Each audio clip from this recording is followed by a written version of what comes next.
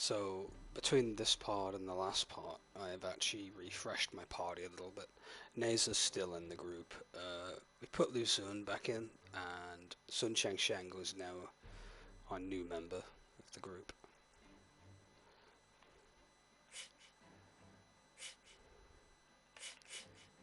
I suppose it's no time like the present. I can actually begin.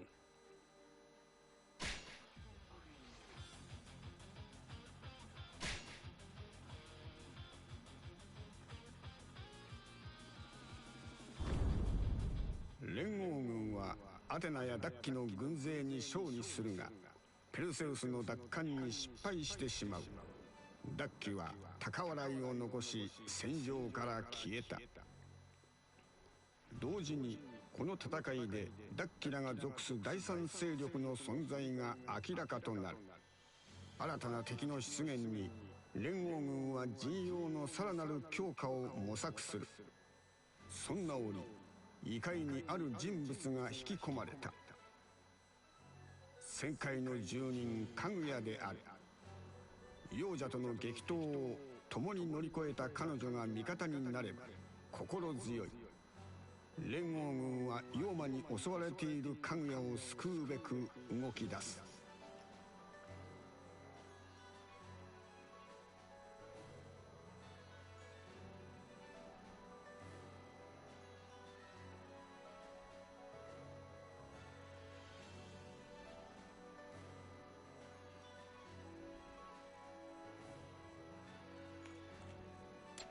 父上、来るのが遅いのじゃ。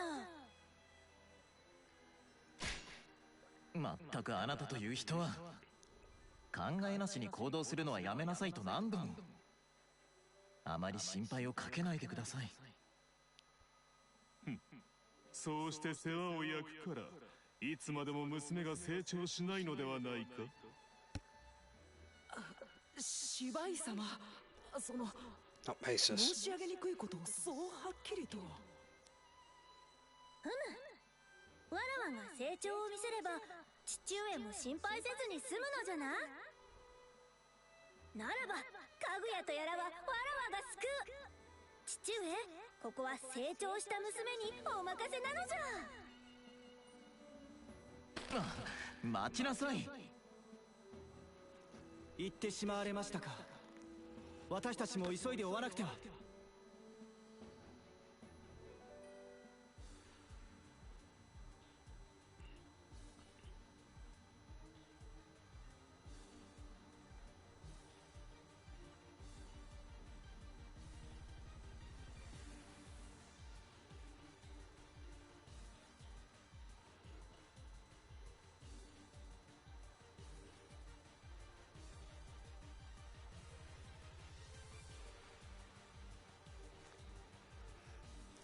Assist Kaguya.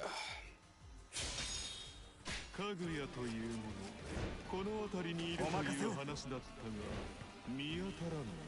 向こうで誰か戦っておるのじゃ。芝居殿、行ってみるのじゃ。はい。あれそうだ。残念ながらかぐやだが話を聞いてみる価値はある。僕が一気に決めるよ。かぐやなる者、この近くに隠れておるやもしれぬ。まだまだだね。父上にはここで待っていてほしいのじゃ。そんなことに父の目を盗み無茶をする気ではないでしょうね。ご安心な。まだまだだね。ランワーのお守りいたします。光秀様の倒したよ。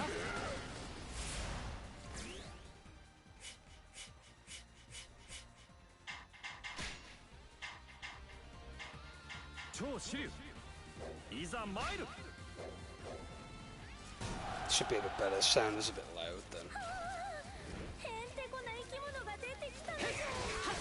Yeah, it's better. The audio balancing feels a bit less horribly loud. 長がどこかにいるはずだが、まずは邪魔な怪物を片付けるのが先。任せて。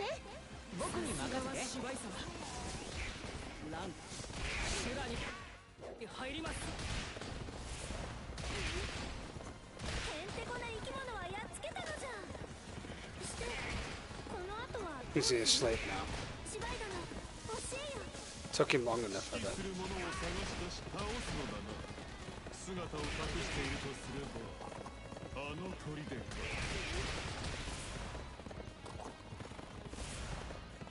Oh, the gate's finally open when I'm trying to go around. だがいつまたあの怪物が現れるかわからん。孫悟の将とも早めに合流した方がいい。 Oh, yeah. I know who you're on about now. Yeah, they am. わらわのことは心配 Sorry, I wasn't thinking for a minute. I know who you mean.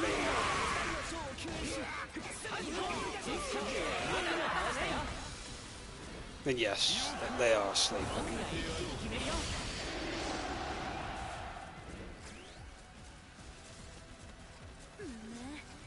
いかにも何か出そうな鳥肌だね負けなのじゃ Oh, Kit War is here.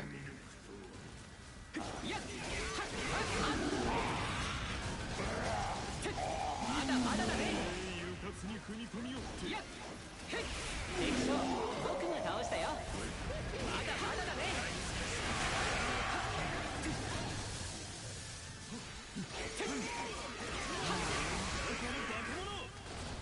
こんなのがいるなんて聞いてないっつうの。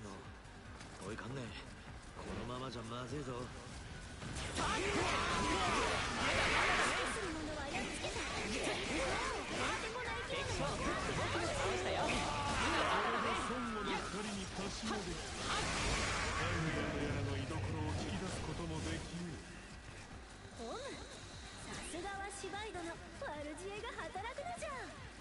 目つきの悪さは伊達ではないの。おお、無事のようじゃな。怪物を操っていた者は倒してやったぞ。 Oh, hey man, welcome to the stream. Good to see you. Sorry that I wasn't on yesterday. I was kind of tired, so. But I'm good now. I've had my rest.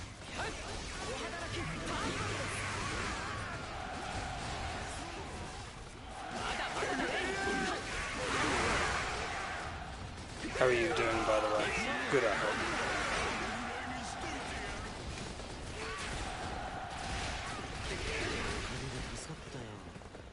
けど女の子を救いに来て女の子に救われてたんじゃ世話ないっつうの。 That's good. What you been up to?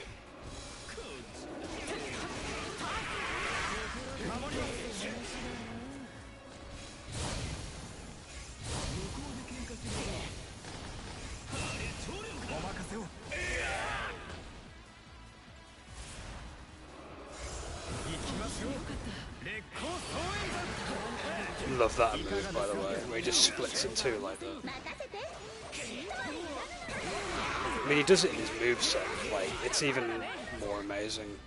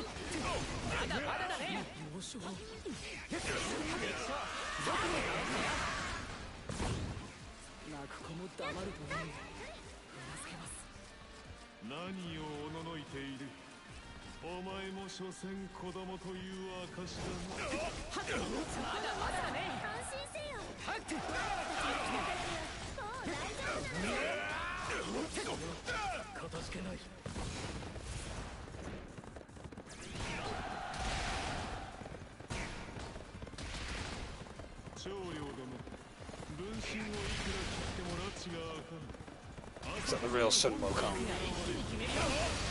Yes, it is. I like how the devs never even bothered like making his phantom doubles similar to how he looks.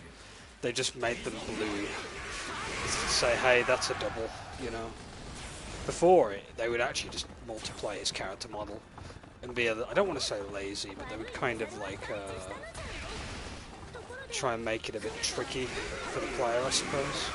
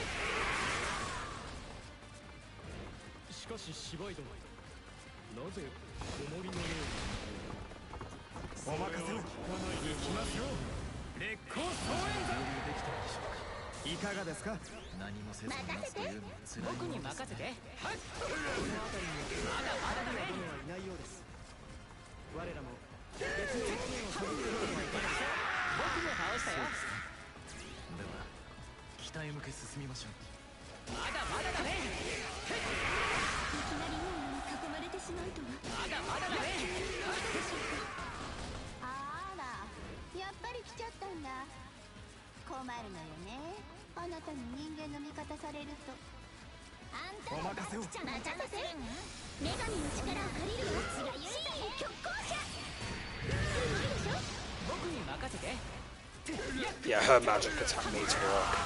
To be fair, I've not leveled Sun Shang Shang that much.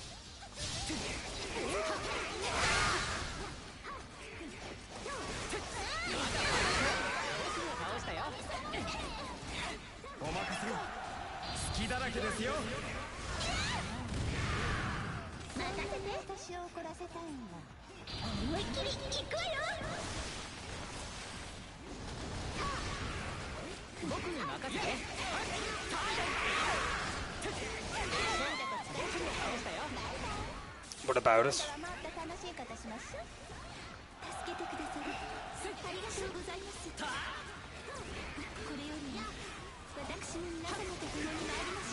Do you mean the port that's being put on PS5?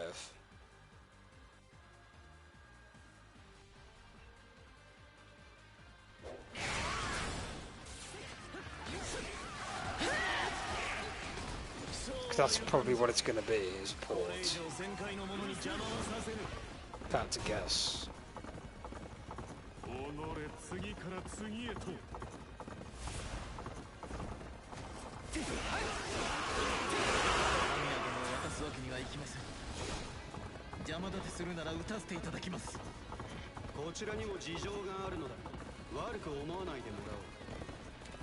Oh, what are my thoughts on it? I know it's coming to PS5, isn't it? It's just going to be ported, isn't it, really? There's a Yuffie DLC for it, I suppose, to make PS5 players feel a bit more special for having it. A joke, of course. It's exclusive content, really. That's really all it is. There's probably no plans for them to put it on PS4.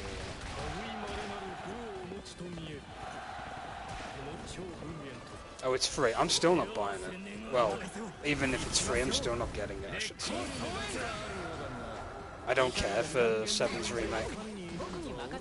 I don't like the way Enix are handling it. Getting the game and chopping it up into bits and making them separate installments and charging your customers for it? Nope. I don't stand by that practice. Sorry.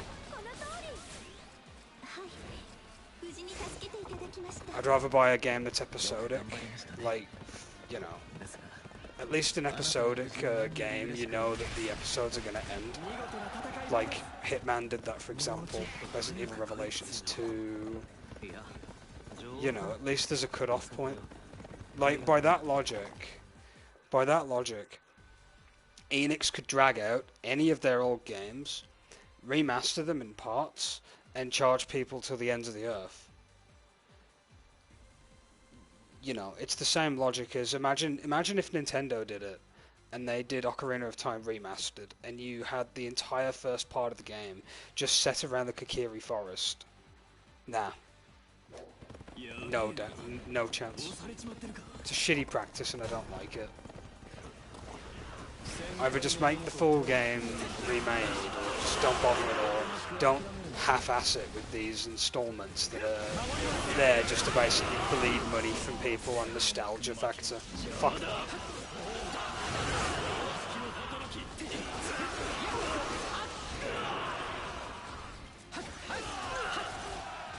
It's not even good nostalgia either, it's just like, it's getting what people want and then revamping it and putting them into different installments and cashing in on the nostalgia. Really, that says a lot, man.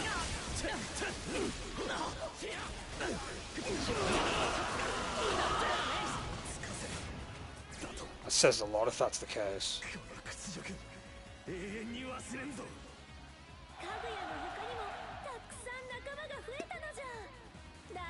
Don't get me wrong, I do like Enix. I just don't like some of the practices they do.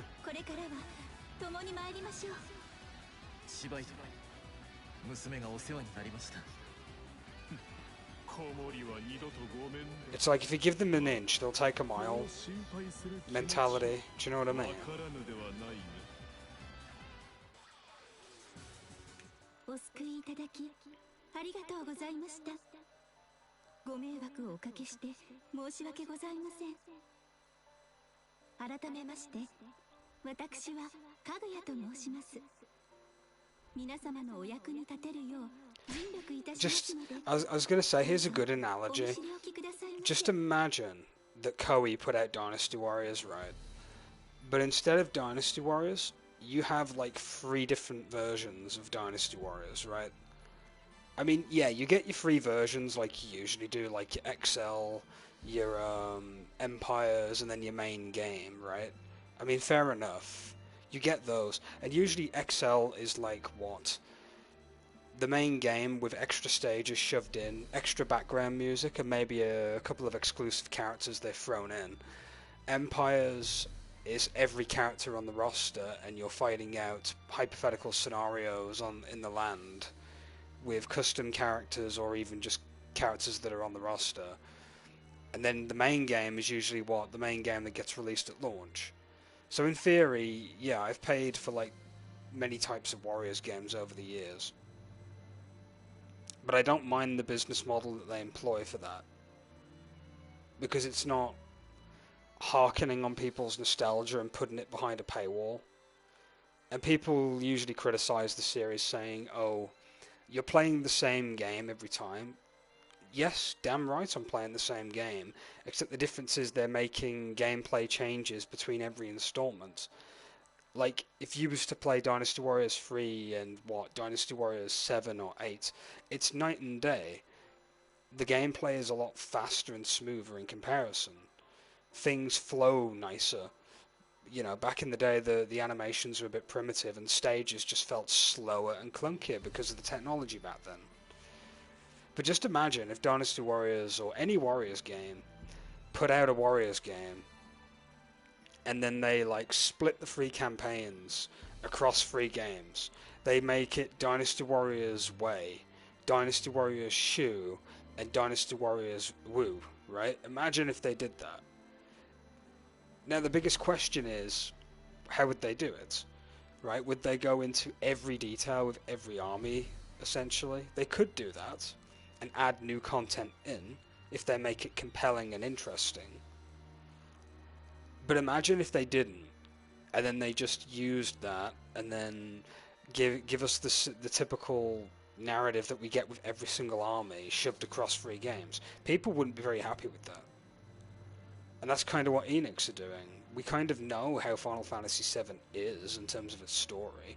They're just adding more new stuff into it to make it seem compelling. But really all it's doing is padding the game out so they can justify putting these games out in volumes, which is the issue that I have. It's just superfluous, really. That's my 2 cents on it, anyway. I've never really cared for 7 all that much, to be fair. To give you my answer on that, when I was younger, yes, I was a big fan of 7. Over the years, I am not as much of a fan of it these days as I was back in the day. Essentially. I'll tell you the last 7 game that I played, the last Final Fantasy VII themed game that I played, and that was Crisis Core for the PSP. After that, I've not touched anything else. So, yeah. And apparently they've yeeted anything to do with Crisis. Or, actually, no, did they say that they'd yeeted Advent Children's stuff as well? Apparently there's parts of that that are not going to be canon for this new fandangled remaster of sorts. So they're probably not even going to go down that route with Advent Children.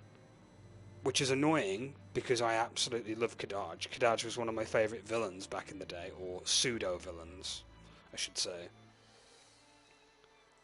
So, yeah, to sum it up, I used to like 7, but nowadays I'm not too big on it, really.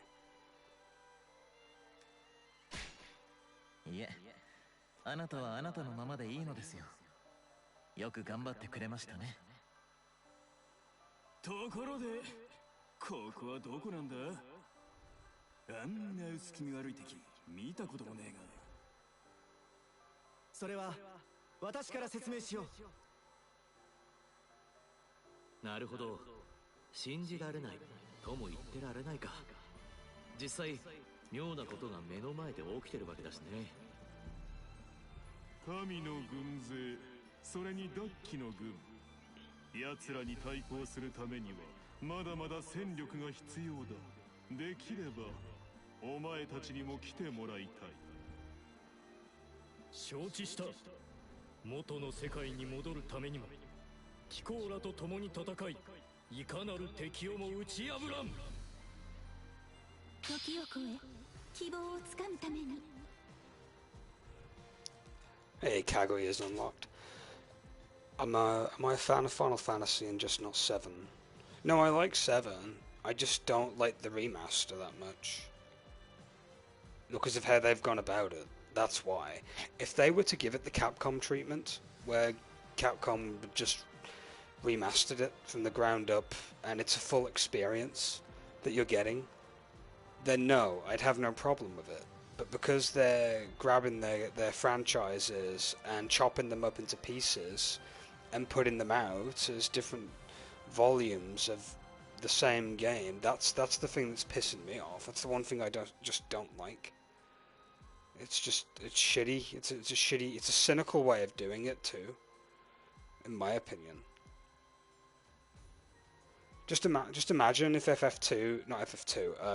Resident Evil 2 got remade, and you could only play up to the police station, and the rest you have to like pay for as a separate game. No, it's just silly.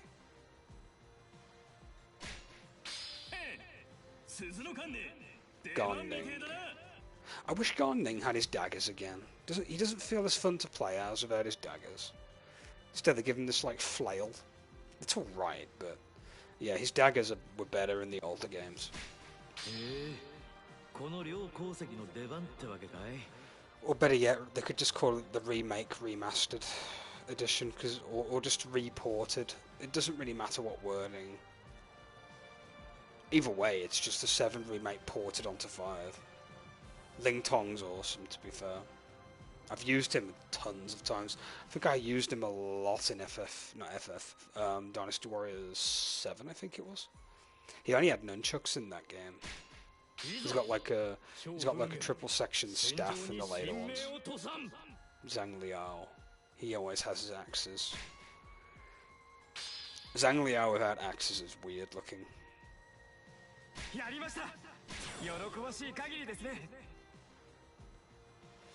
What was my first FF game? Let me take a sip. Final Fantasy X for the PS2 was my first one. I didn't start from the series right away. When I was young, I kind of came into Final Fantasy fairly late into the series. It was my first PlayStation 2 game, Final Fantasy X. And I still love it to this day. I think it's one of the better games in my opinion. And the reason I like it so much is because it's just, you know, it is nostalgic for me nowadays.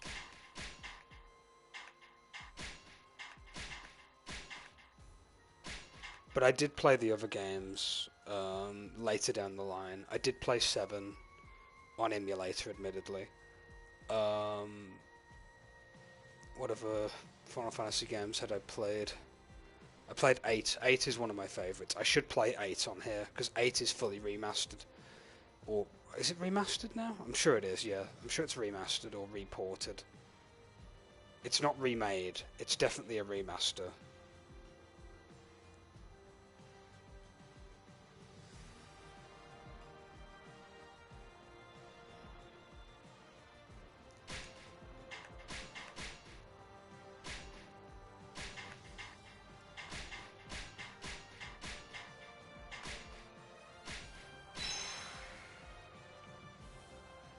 But yeah, I should play 8 eventually. I didn't really play much of 9. 9 is the one that I didn't really get to play much of. 10 was obviously the one that I played first, because I had it on my PS2. I even played the sequel, 10-2. Back in the day, I loved it. The remastered version that I played on here not too long ago, something rubbed me the wrong way about it. I don't enjoy it as much as I did back in the day, for some odd reason. As for 12 and 13, I did not bother with them. They were not my favourites. And I did play 15, and I'll talk about 15 in a minute.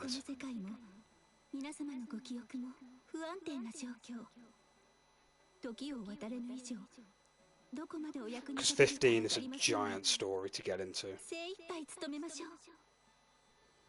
Tokyo. そうか、そうだったな。かつて滅びかけた私たちは、そなたの時を渡る力に救われたのだった。思い出してくださったのですね。お久しゅうございます、劉備様。I didn't play 11 or 14 either, by the way. 救援を頼んだのは、その間にダッキラの動きを探りたかったからだ。先ほど撤退するやつを追ったところ、because they're online games.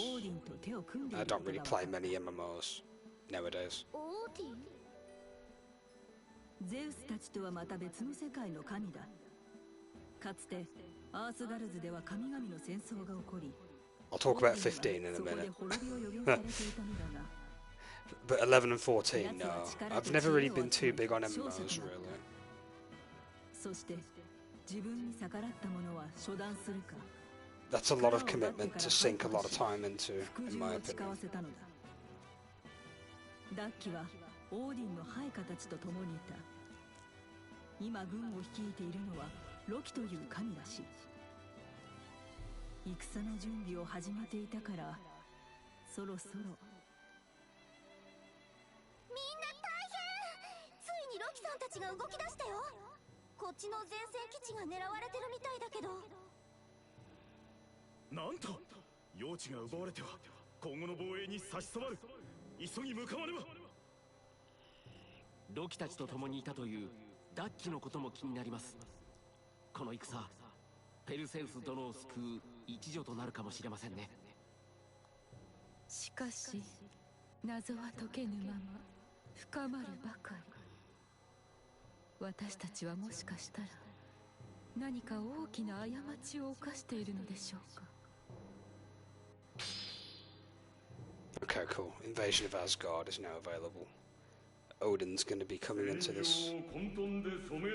Oh, fuck off, Hundun. I tried to do a stage of Hundun and I got absolutely mollywopped. I've got to be like max level for Hundun stages. So, yeah, to answer your question, 15 I like it, but what we were promised and what we got were two different things. The original concept trailer showed a much darker toned game in a lot of parts. And what we got was, well, it had dark tones in it, but not as many. First and foremost, I liked the party members in 4. Noctis was an alright protagonist, I suppose. So it was a little irritating, but I could stomach him because he just sort of reminded me of Tidus in a lot of ways. Ignis is probably my favourite out of all of them because he's very level-headed and sensible and kind of overall fun in a lot of ways to me. I always kind of like stoic characters that are very level-headed. And Gladio was just the muscly guy with the giant sword.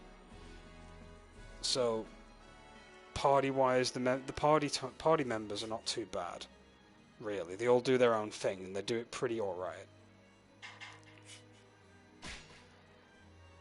But, like, the main game is just, it's not as memorable to me, really. Like, yeah, you do all the good stuff in it, like the travelling around and fighting bosses in certain dungeons and whatnot. And then you fight, like, Ifrit at the end, stuff like that.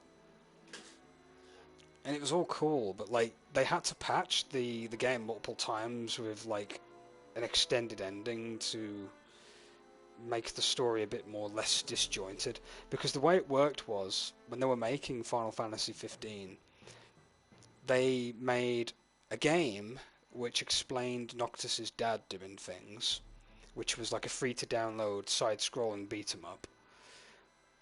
You had the anime, which explains how Noctis and friends met, essentially. And then you had the DLC stuff in between as well. So they basically spread the narrative across multiple mediums.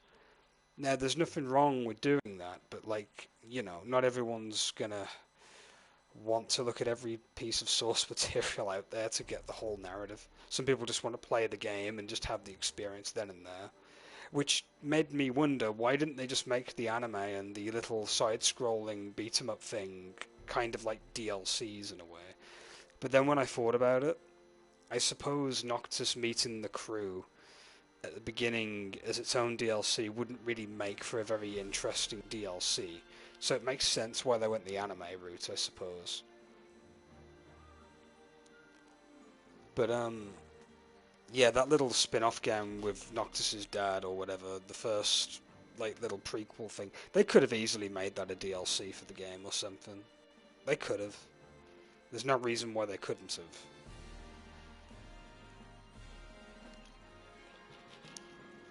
And the worst part is with Final Fantasy 15, I actually remember the side DLCs with Gladio, Prompto, and Ignis more than I do the main game. And, like, that's a problem. Because when your side DLC stuff is more memorable and interesting than your main game, you're in trouble. Because you're supposed to make the main game the most central focused thing, and then have the side DLCs be like a little extra thing you can enjoy. But unfortunately, when I think of 15, I just think of the DLCs being much more interesting and much more fun. I mean, think about it. Gladio's little DLC felt like a mixture of Dark Souls and Devil May Cry thrown together in one little miniature campaign. Then have Prompto's campaign, which was a bit of a shooter, and it also kind of recycled elements from Final Fantasy VII with the soldiers, with the genetically modified weapons, and then Prompto finding out he's one of them and losing his identity and stuff like that. So they definitely recycled a bunch of stuff from 7 into the story, which I didn't mind too much. I thought it worked well enough. And then last but not least, you had Ignis's DLC, which felt like almost like a weird Assassin's Creed style miniature city takeover thing, which I thought was awesome, because you're fighting all these like other enemies in these areas, and you're taking the areas over, and you're trying to manage the other area before it gets taken over. It was fun. Like, Ignis's DLC, in my opinion, was the best one gameplay-wise, because I just enjoyed the hell out of it. I loved the dagger system that he had. Ignis was just great in it. And that's pretty much it. Like, the DLC stuff was actually alright. But then when I think of the main game, it's just not that memorable to me. And Noctis was kind of like okay as a protagonist. He wasn't awful, but he wasn't massively interesting either.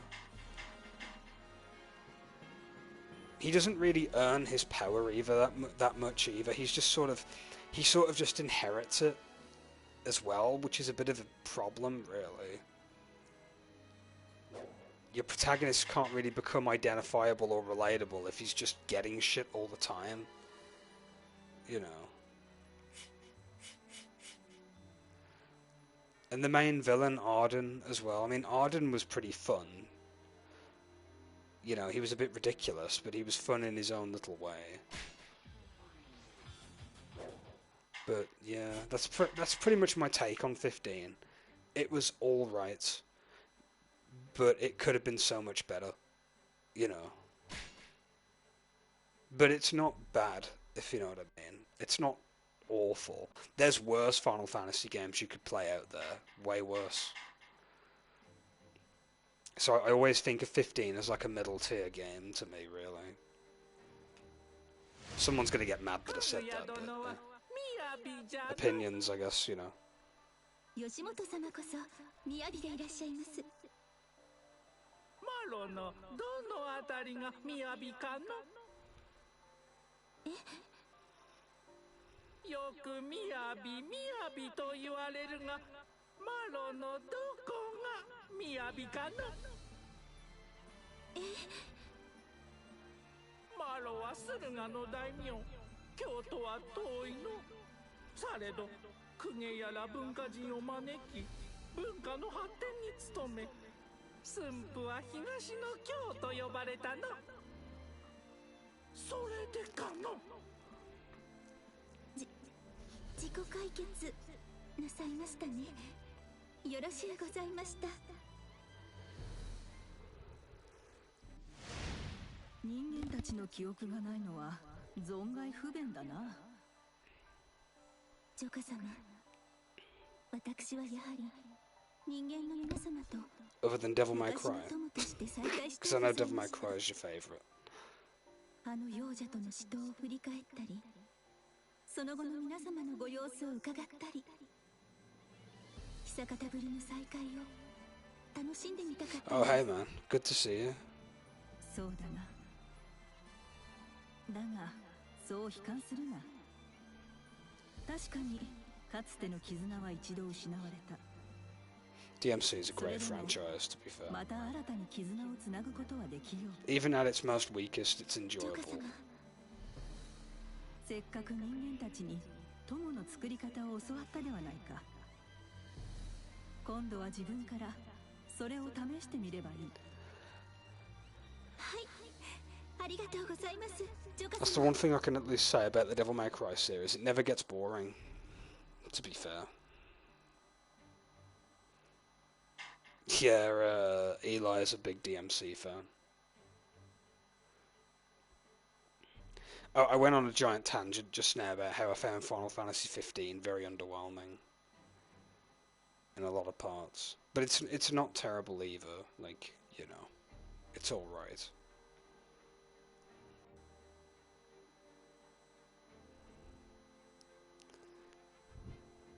And then I just made that comment about the DMC just never being boring, because it never is boring. Even when it's at its most weakest in any of the series, you know. I even find the reboot somewhat enjoyable, even if it's mainly just because the gameplay is alright, you know. よー、高影。The story in the reboot's atrocious, though, I'm not gonna lie. いえ、私の知力はリクソン殿には遠く及びません。ってことは、俺みたいに戦うのか？へえ、人は見かけによらねえな。 You bet his room's full of DMC merchandise. I should show him my Play Arts Kai figure of DMC4 Dante, actually. I should send it on Discord to him. That thing was a pretty penny. Cost me about £40 back in the day. It's an amazing work of art, though.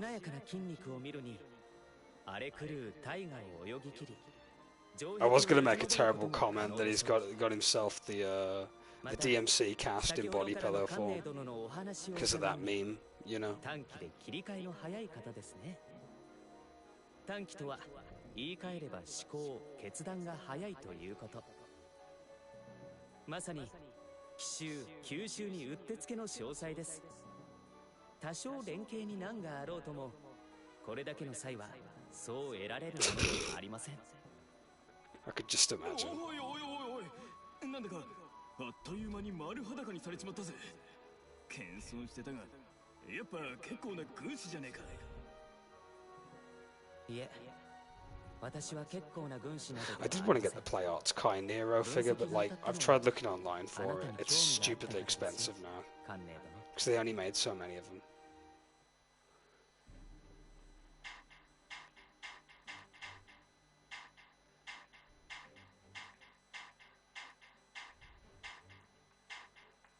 Oh, there's Ling Tong. 泣く子も黙る長領さんが仲間とはね。まあ、Okay, sis, あんた no の worries. 強さはよく知ってる。いろいろ複雑だけど、戦力としては心強いよ。今は元の世界でのしがらみにとらわれている場合ではない。 What, for the official art book? ここでの戦いに勝ち抜かねば。 Which installment art book in それは particular? 俺も同感だが、一つ問題があってね。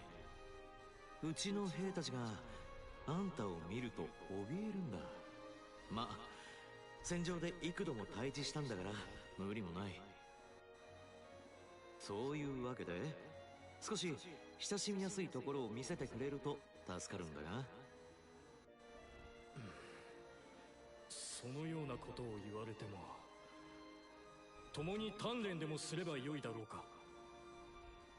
そんなんじゃ余計萎縮するっての。例えば笑顔で話しかけるとか、好きなものの話をしてみるとか。好きなもの、あえて言うならこの帽子は気に入っているが。へえ、なるほど。それじゃあ I prefer 4あんた Dante に the 似合いそう most. な他の帽子をみんなに選んでもらおうかな。そうすれば In terms み of んなはあ design, んたを観察してきっと親しみが湧 he's く got し、 everything あ good んたも going み for んな him. と話すいい機会が得られるだろう。承知した。それがこの世界で戦うために必要なのであれば。 4 and 2 are my favourite designs. よし、 He's alright. 決まりだね。早速みんなに伝え I ると always しますか。 prefer Dante when he's a bit older. Even if he didn't speak much in 2. 聞けば忠勝殿はそちらの世界で最強と謳われる御人とか。 Oh god, yeah, he's godlike in the anime ぜひとも version, they 手 mention 合わ it. せにてご教示願いたい。 3's good, but I just prefer the older iterations of him. 5's design's alright, but it's nowhere near as good as 4's design. He's just old man Dante in 5. Like super old. なんと Well, not super old, but like he's just, you know, he's boomer meme in 5. 失礼。 Really. この超文言、最強の武人にまみえた喜びのあまり、いささか浮ついていたようだよ。なんの過分とはいえそなたの言葉は光栄至極。靴輪を並べる者として我ら共に武を磨かん。よろしくお頼み申す。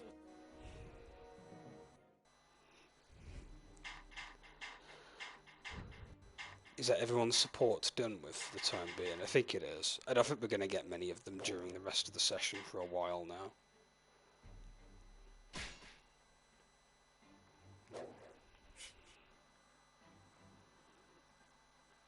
What, in 5?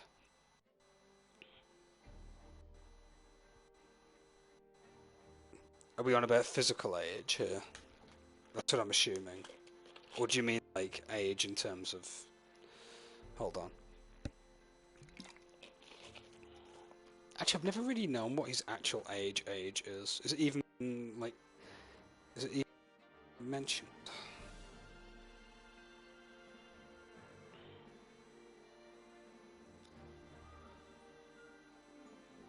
Okay, apparently he's 16 in DMC3, allegedly. According to Google. Hold on, are they on about the game? For fuck's sake, or they're on about the game. What the fuck, Google?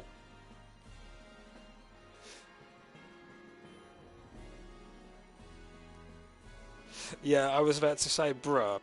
Actually, I was like... I was going to say, Google's on about the game's age. Okay, apparently, this is what it said. Someone's put like a tier list here. He's supposed to be 19 in DMC3. I can see that. 28. 1. I'd say he's a bit younger than that, personally. I don't think he's 28 in DMC1. He's 38 in DMC4. That I can buy.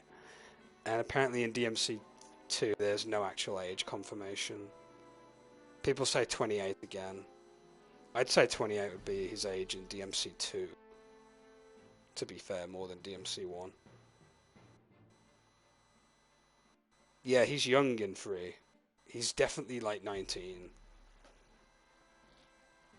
He's in that like late teens phase, really.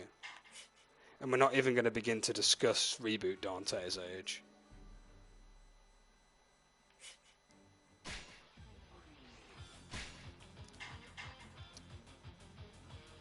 Fuckboy age, that's what we can call it.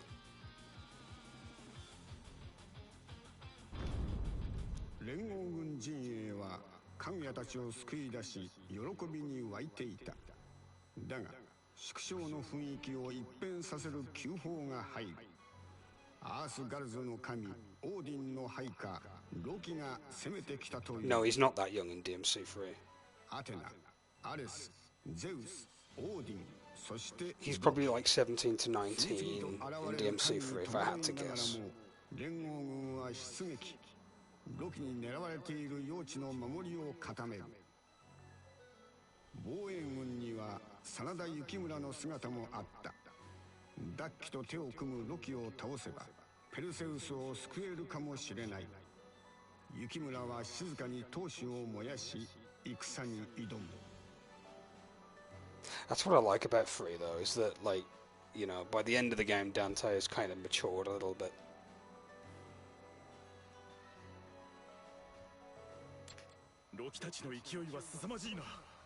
Oh yeah, Loki's gonna appear in this. I'm wondering what Loki actually looks like. I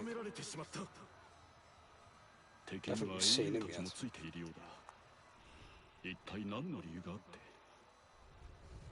ダッキが口走っていたオロチの名も気になります。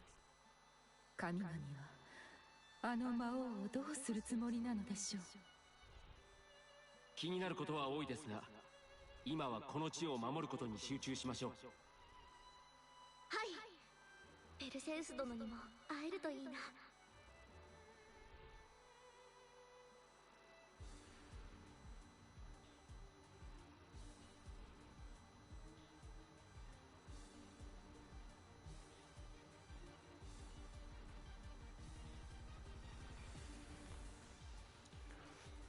Go defeat Loki. I'm going to be so disappointed if Loki's the guy in the hat. Because his design just looks a bit eh. 完全に包囲されたか。だが、この地を奪われるわけにはいかない。絶対に渡しません。倒したよ。傷つけさせる。敵は大軍。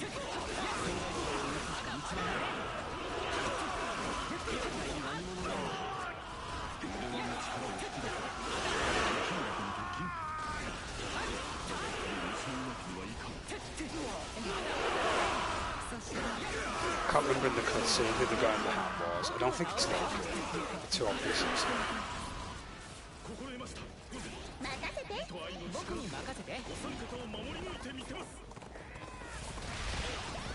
That meme about Lady, what, her being angsty all the time.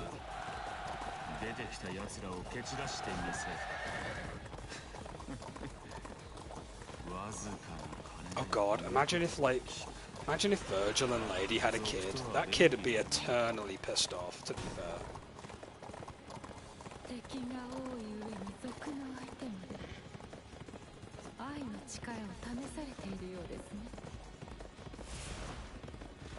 I mean, I know Nero's angsty, but he has some soft moments to make him seem more human. Just imagine, like, Lady getting with Virgil and having a kid in, like, DMC3. That child would be, like, yeah. That kid would be a walking ball of angst. He'd have no chill whatsoever. It'd be amazing.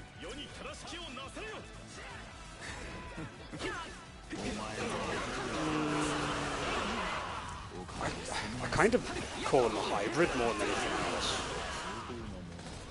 Yeah, some people did say that he felt like a Dante clone. I find him more of a hybrid of Virgil and Dante in a sense.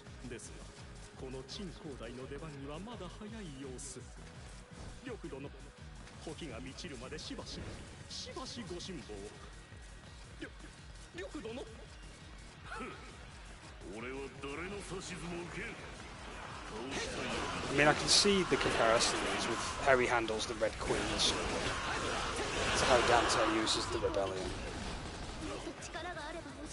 Believe it or not, I love DMC4 Nero. Short hair Nero's alright, but yeah, the long hair has always looked better on him. I kind of wish it was like an alternate costume. Surprised they never made it a thing.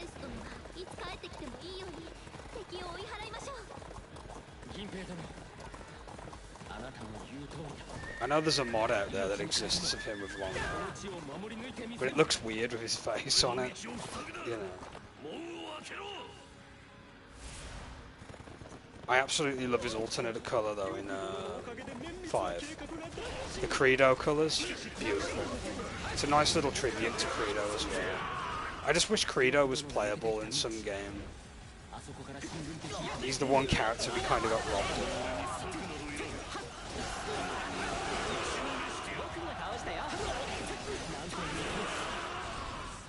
Die, demon!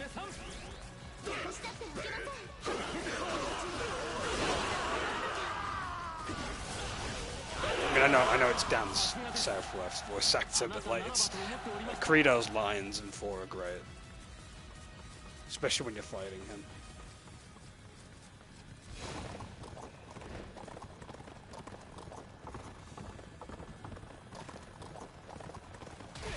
Yes, basically, yeah. His Devil Trigger would just be the angel form, or the the form that you fight. Just imagine having that much control over it. That'd be great. To be fair. Oh god, it's Lu Bu. I just realised who we were fighting.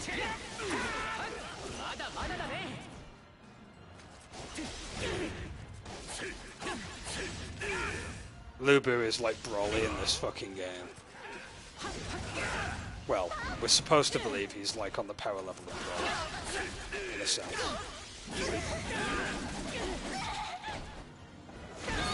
God, he's throwing me around. Come here, Lu Bu.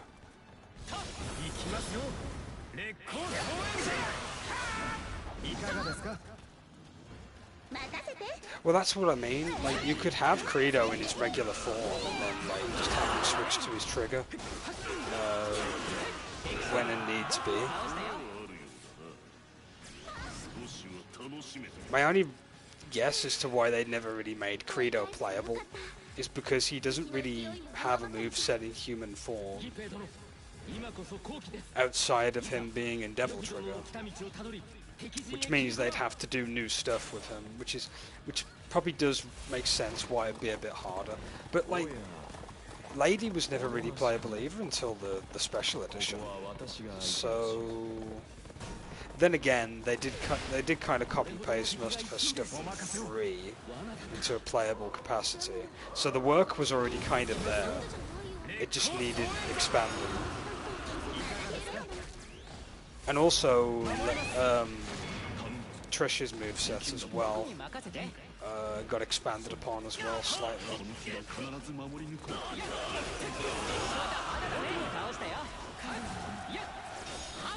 Yeah, he was.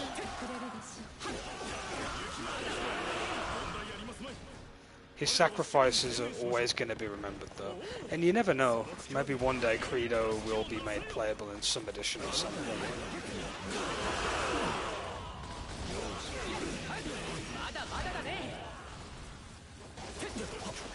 Devil May Cry 5 on PS5 Credo mode or something.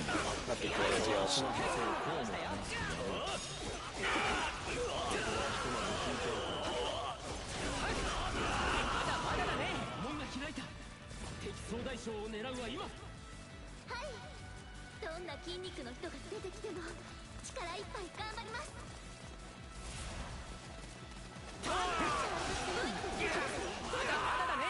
I'm assuming there's going to be a cutscene tied to Loki.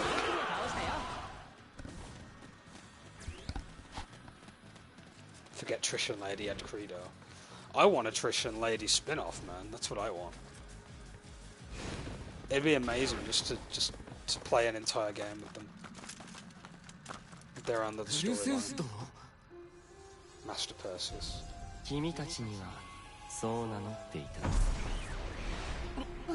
Wait, what?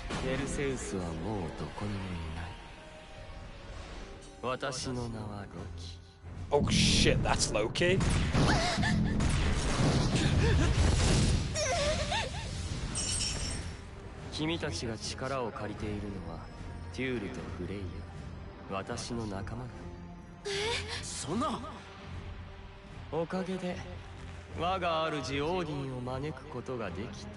Yeah, I like his design. It's really just a color swap, but I don't mind it.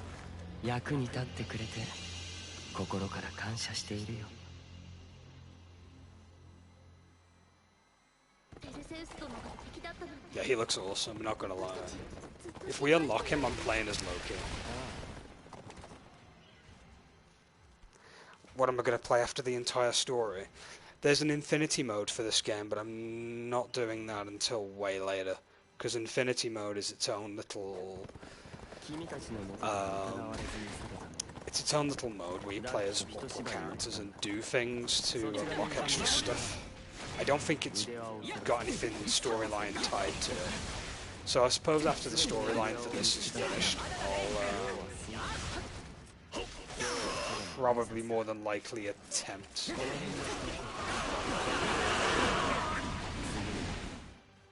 I'll more than likely attempt to do a DMC-free run at some point in the week when I'm done with the story of this.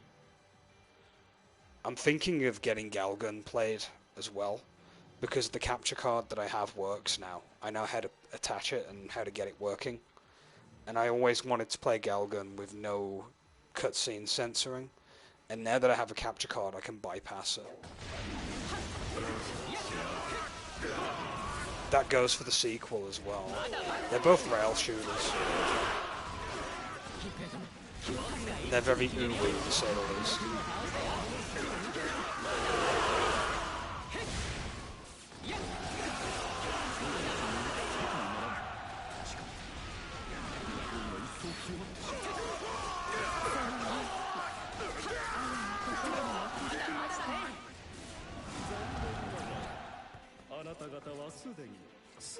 So Loki is basically a palette swap with Perseus. Pretty clever that they did it that way.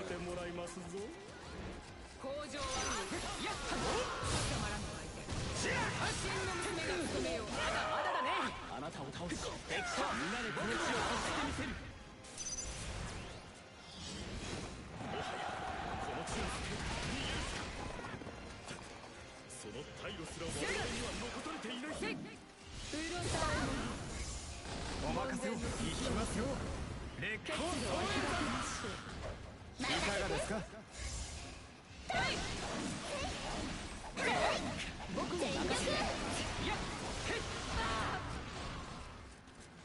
まだまだだね。僕が倒したよ。この勝負次に預けるぞ。門は開いたようです。先を急ぎましょう。逃げる。火種は完全にもみ消さぬ。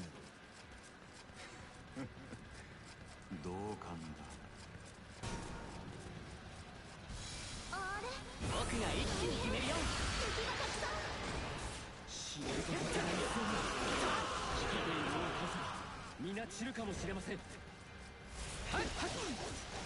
まだまだだね。お任せ。あなたならばと思っておりました。加工力任せて。出会ったことを後悔する。僕に任せて。天に触れ世を乱す火種消そう。まだまだだね。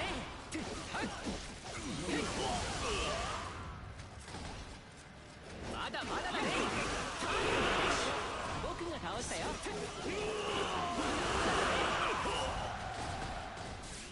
忍びも賊も戦意を失ったようだ。あ、門が開いた。これで残っていたみんなも撤退できますね。おお、道が開けたか。雪村殿に続き、この地 This is turned into an escape stage now. Yeah, we've got to withdraw. その力で世に正しきをなされよ。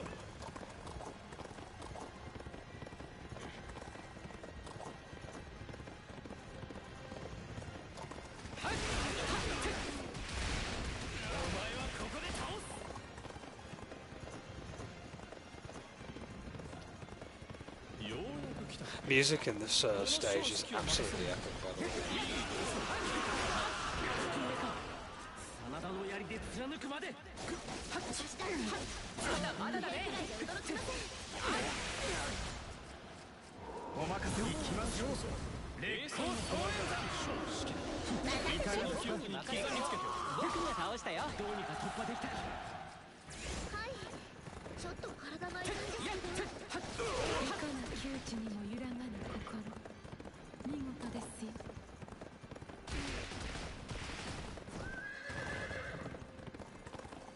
あら、ここまで逃げてくるなんてやるじゃない。まだまだだね。お任せを。ラッキー。一体何を企んでいる。オロチはこの世界にいるのか。教えてあげない。でもきっともう思いっきり行くわよ。僕に任せて。まだまだだね。相手にするけど。僕が一気に決めるよ。ここで強敵と。術を使われたらどうしよう。銀家雪村殿。 To go back and defeat Abe now. お任せを。 It's one of those weird stages where it's like you can't quite escape unless you go back and defeat this guy. 私はそう信じているぞ。さすがです。あなたならばと思っておりました。まだ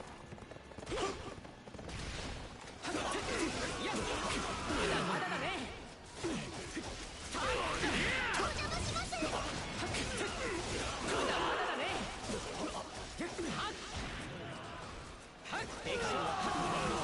まだだね。あと少しです。みんなで頑張りましょう。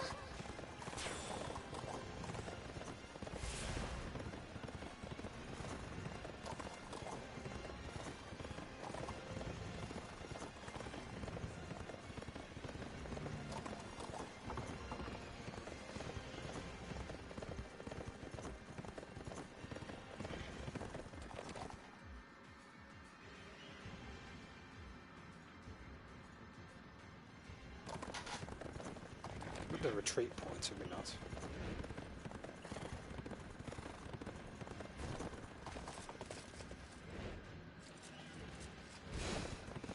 Probably got away from my allies, if I had to guess.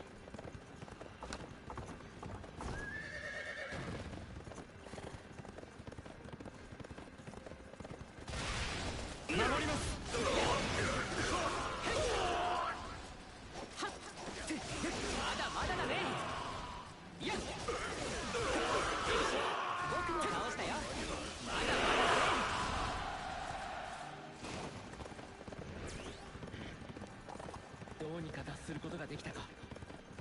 我ら一は敵の手に渡ってしまったが、私たちの居場所は Okay, the stage is finished now.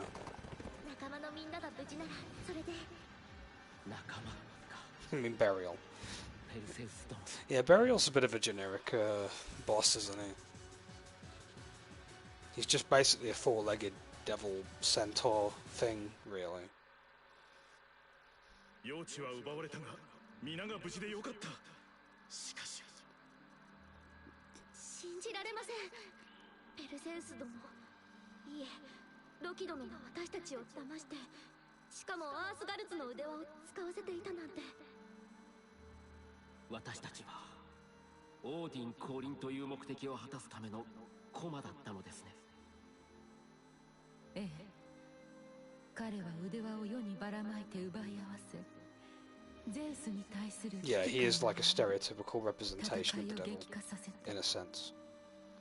戦いの中で強い決意を持たねば腕輪は反応しませんからね。一体どこまでが本当でどこまでが嘘だったのだ。それはわからない。だがオリュンポスとアースガルズ双方が敵である状況に変わりはないだろう。情報の真偽はともかく、アレスもロキも私たちと話し合う気などない。服従しなければ消される、それだけだ。確かにその通りですね。今は双方への守りを固めつつ、ゼウス降臨を目指して戦い続けるしかありません。ペルセウス殿、いえ、ロキ殿、またすぐに戦わねばならないのでしょうか。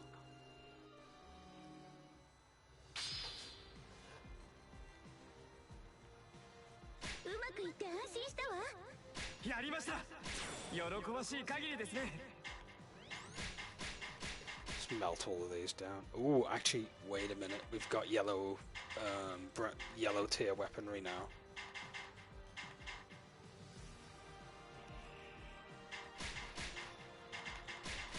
So this is where the higher leveled stuff is going to start showing up.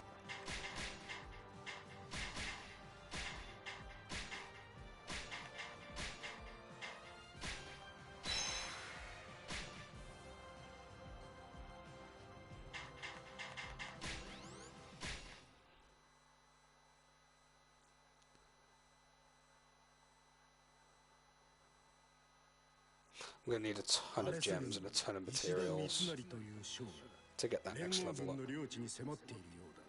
The weaponry, I should say.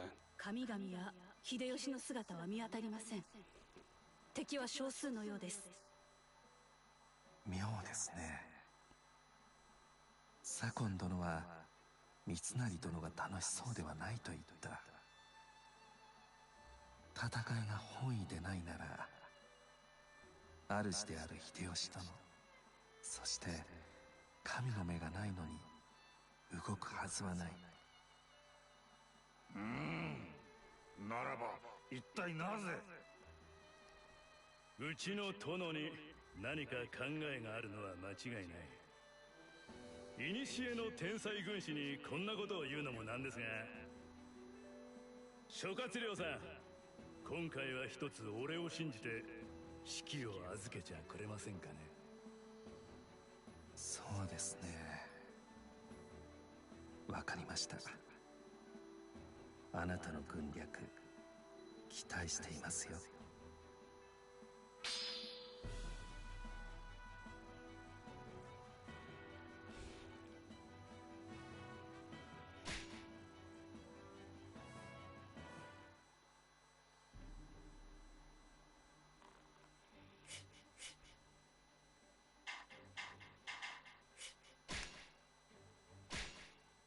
So yeah, that's the new weapon that I'll have to be working on.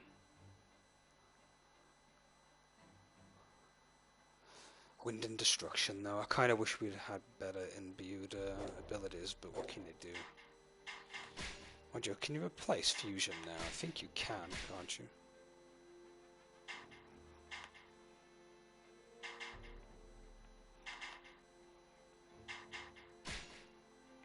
Yeah, you can. You can replace it. That is a thing you can do. So what do I have on here? I have Harvest, Reach, Agility.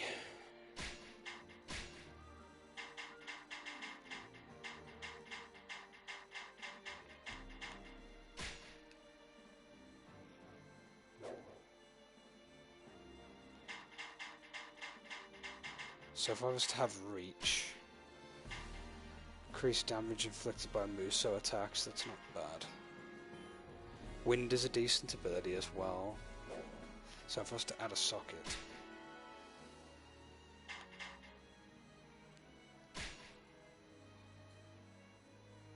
Oh, it requires crystals now to add sockets for this. Interesting. These are hella good. It's only one crystal at a time as well.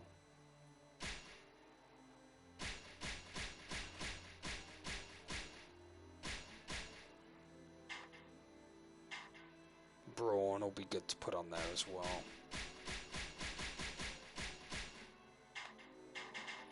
Courage as well.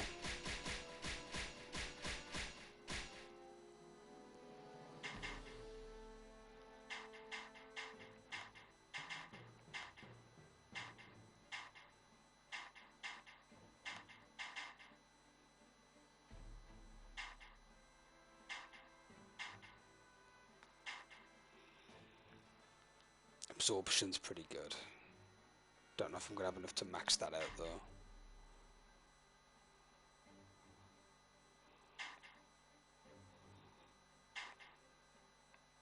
Inflicts consummates with the enemy's maximum health and can KO enemy soldiers with one blow.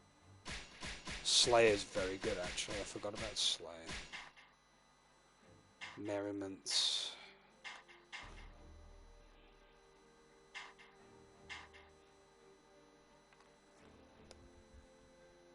Bolt. Do I really want to put Bolt on there? Increased damage inflicted by charge and unique magic.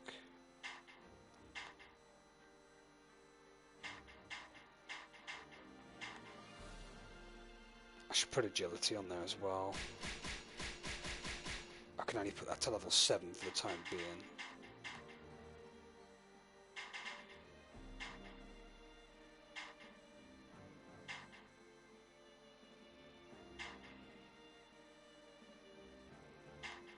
I'll put diligence on there as well. Okay, that's all good in my opinion. I just need my agility and destruction to be maxed out.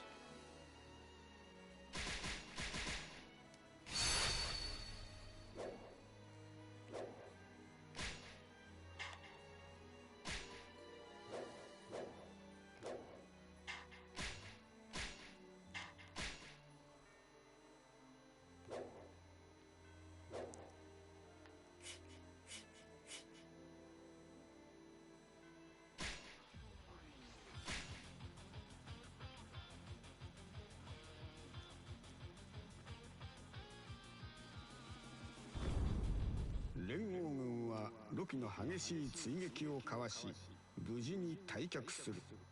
だが彼らの表情は硬いままだった。新たな敵ロキの正体はかつての友ペルセウス。その衝撃が連合軍内に駆け巡っていたのである。彼と親しくしていた真田幸村や菅銀平の悲しみは計り知れない。意気消沈する連合軍に追い打ちをかけるようにアレスにつく石田三成が攻めてくる。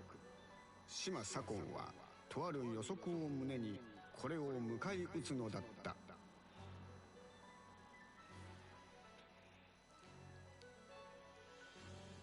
この間の殿の顔、そしてこの奇妙な行軍、俺の予想が正しければきっとこの戦で得るものは大きいでしょう。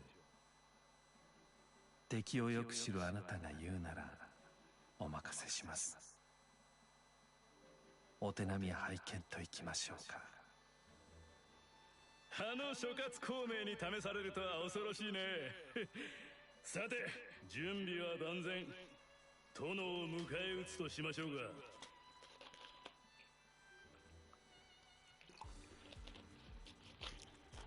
Defeat Mitsunari and Toshe Maeda.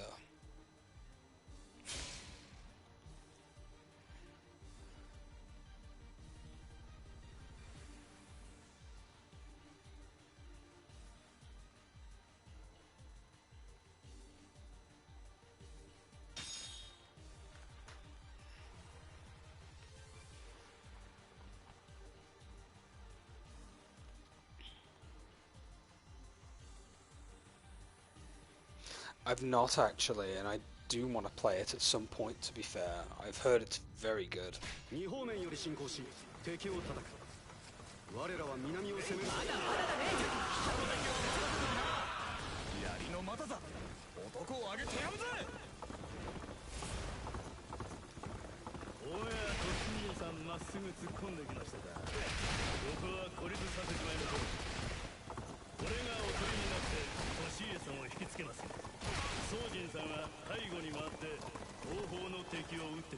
Yeah, I hear that a lot of people say it's brilliant. In fact, some people say the Ghost of Tsushima deserved to win Game of the Year. Problem is, with those Game of the Year awards, they're rigged from the beginning, usually. Always have been, really. Journalists are already decide what's going to win Game of the Year, so the vote doesn't really count for regular people. I did know that Ghost of Tsushima won Player's Choice Award, though, which means that's the poll where players like votes matter. Apparently.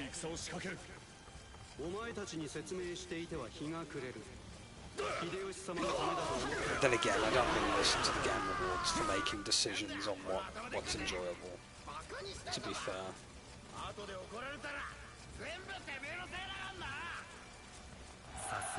The spear is pretty awesome to me.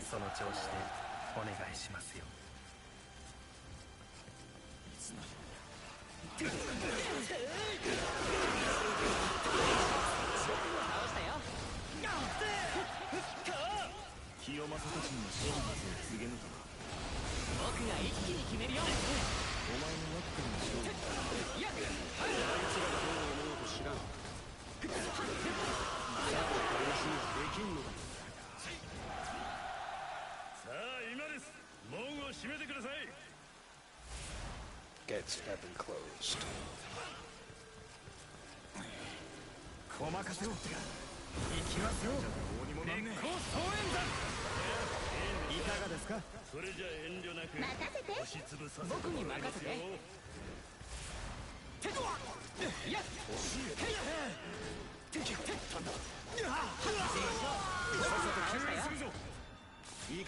That's one objective down.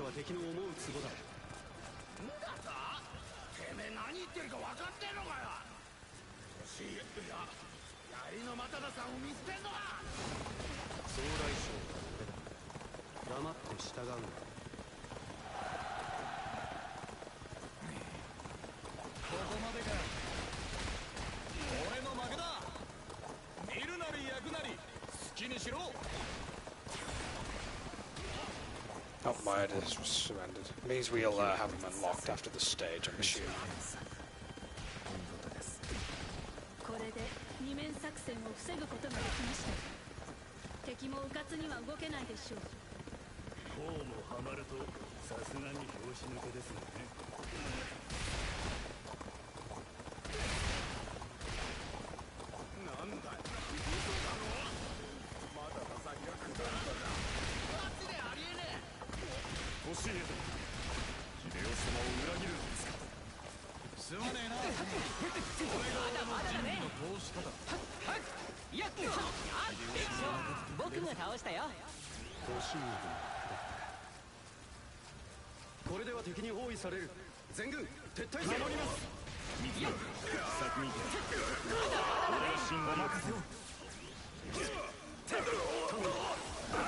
さ正則行きますぞ。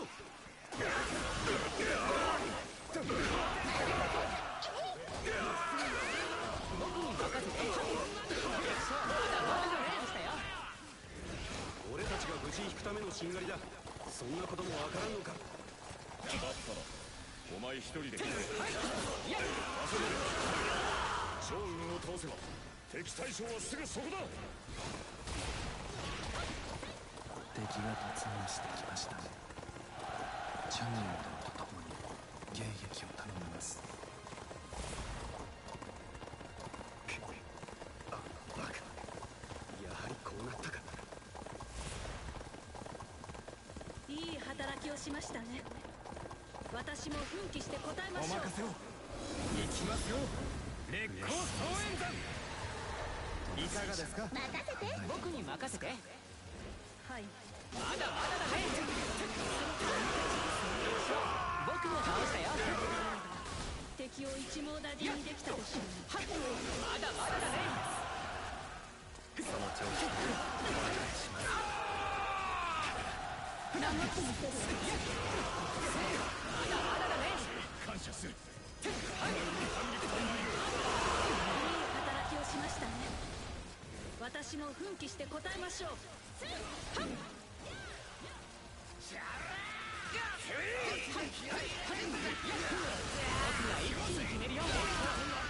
Right.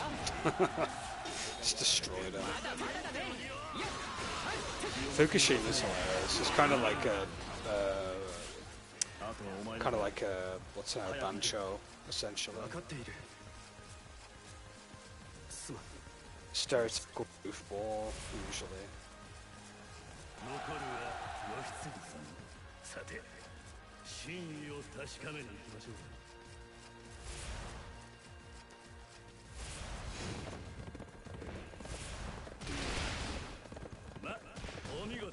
There was a time when bancho type characters were like serious, and now they're kind of treated as comedic relief nowadays.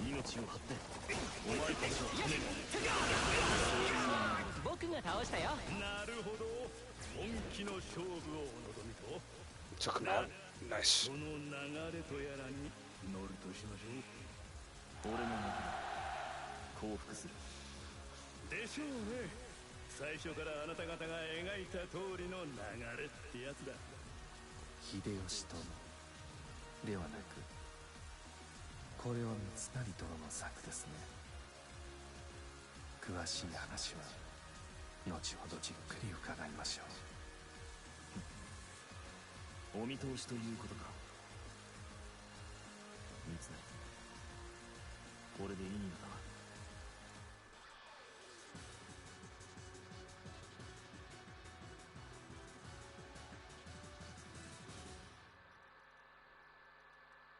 あなた方は殿に頼まれてわざと降伏した。神々に疑われず俺たちに伝言を託すために。そうでしょう。ああ、左近なら見抜いて乗ってくれると思った。三成の言う通りになったな。俺もあんな奴らの言いなれになるのはもううんざりでよ。だから三成の策に乗らせてもらった。秀吉様はアレスと約定を交わして手を組んだ。オリュンポスがこの世界を得た暁にはゼウスが神々の王として、そして秀吉様が人の王として世を滑ると。だが俺たちは奴らがなんでこの世界を得ようと思ったのかも知らねえ。そればかりか、軍内にいる腕輪持ちの宗妃は腹に一物ある様子で秀吉に従いもしねえんだ。こんな状況でアレスの言葉なんか信じられっかよ。しかし神々の力は強い。無計画に逆らって秀吉殿を危険にさらすわけにはいかない。だから俺たちに助けを求めたってわけですか。話が早くて助かる。三成からの書状だ。読んだらあとは好きにするといい。時の流れには逆らえぬ。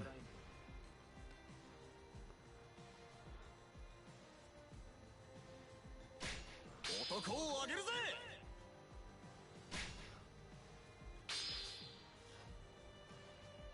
やりました。喜ばしい限りですね。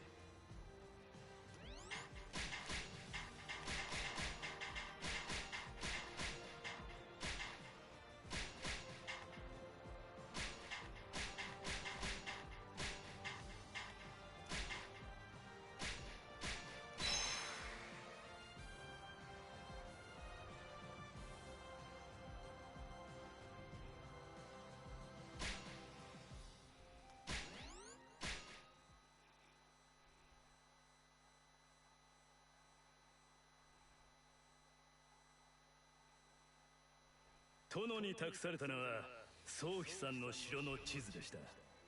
どうやら城は豊臣領のすぐ近くにあるようです。そこを攻めればすぐに秀吉殿から救援が来る。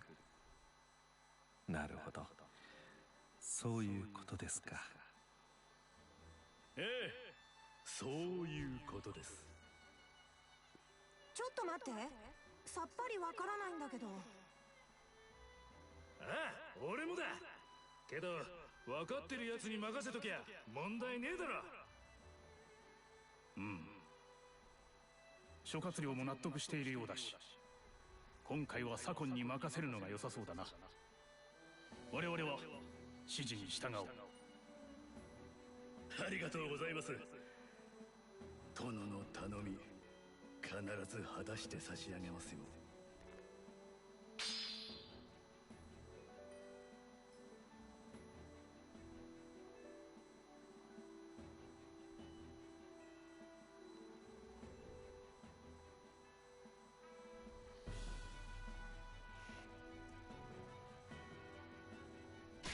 申し上げます。人間が怪物を従えて神の軍勢と戦っているとのこと。怪物を従えるか。妙な連中のようだが手貸した方がいいな。それにもう一つ気になる報告が。怪物と協力している軍の中にはやたら派手で腕の立つ大男もいるそうです。なんだと。こいつは俺が行ってみるしかねえな。おい、準備を頼む。はっ。 King of Nanzong family is now available. Is that going to be a side scenario? We haven't had one for quite a while. Yep, okay, we've got a side one and the main one to do. Like I said, I'm making sure I do every side mission that I can do for the main campaign. Speaking of which, do we have any bonds that we can look at? Looks like we've got a couple of them. So, what I'll do is, I'll quickly check the upgrade section. And we're going to see if I can upgrade our officers a bit more. Man, some of these skills get massively expensive. Well, not massively, but like, you know what I mean. Stuff increases more.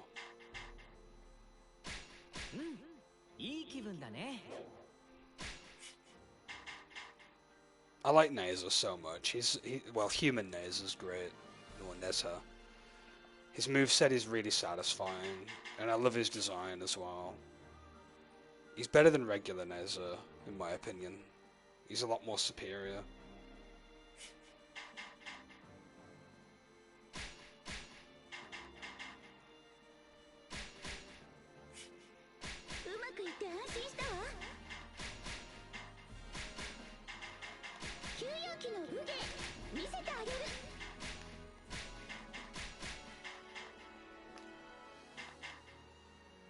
Oh yeah, of course you are an Assassin's Creed fan, I keep forgetting.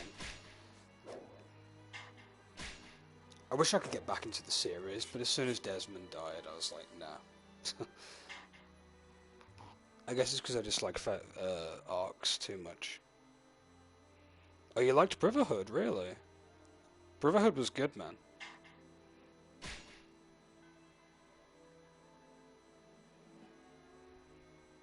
A lot of people say Black Flag's really good as well, don't they? Because of the pirate ship stuff and whatnot. I don't blame them. Pirates are awesome in no matter what game you put them in, really. Like, it's a winning combination no matter how you look at it.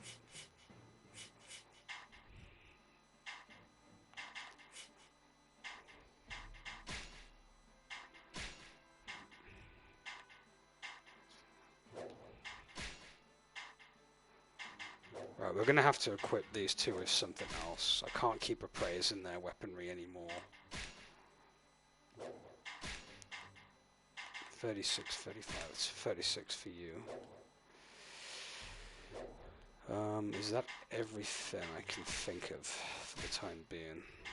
Don't want to dismantle that yet. Actually, I could dismantle it. There's really no need for me to be keeping it. If anything, it's just going to give me the stuff back that I already had on it, so...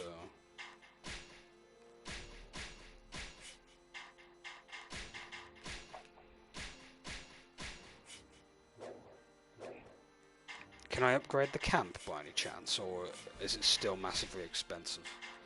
I can upgrade it once, maybe. Decrease defense, attack. Increase health and Musou. 5% bonus compatibility increase.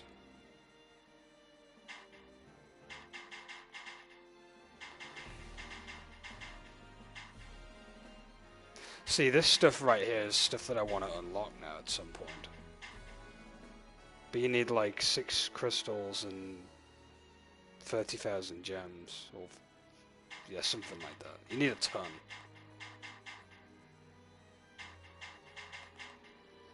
Fortitude.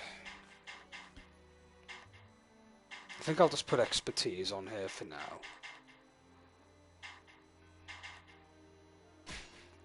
Just so we can get that increase. And I'll put one for affability up as well. So that way we get more bonds as we're playing. Even if it's small, it'll help.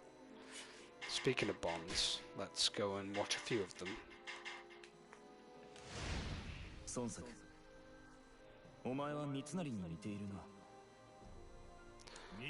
What about me?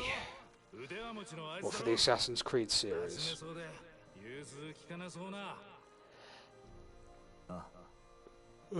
My knowledge of the series isn't too expansive, really. I like 1, 2, and Revelations, really. And Brotherhood is really good as well.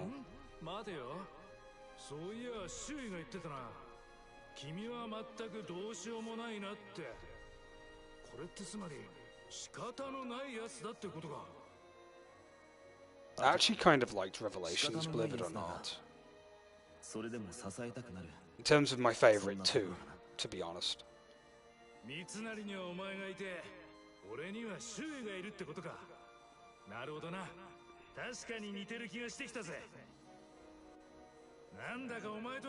Because Ezio is really cool. He's got a lot of charisma going for him, especially in 2. And Brotherhood is great as well. Brotherhood should have been a DLC, but like it's fine on its own as an expansion, you know. Oh no, like Brotherhood expanded upon what 2 had to begin with and made it better, definitely. But the reason I like 2 the most is because I played the first one, and I remember the first one being amazing and being blown away by it back in the day.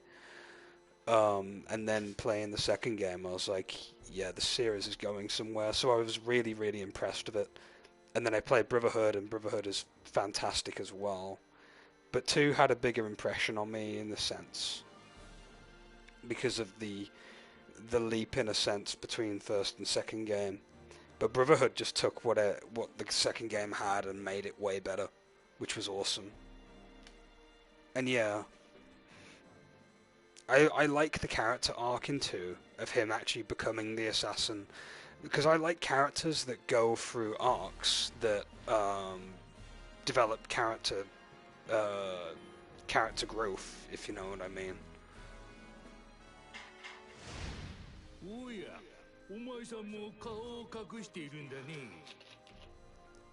そうだな。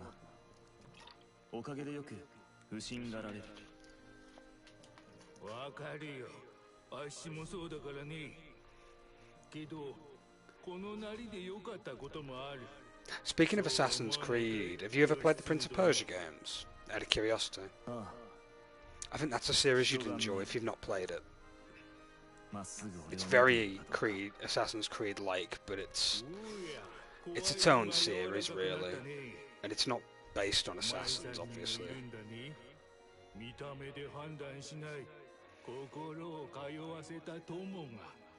He's never played it, but you want to. You should do.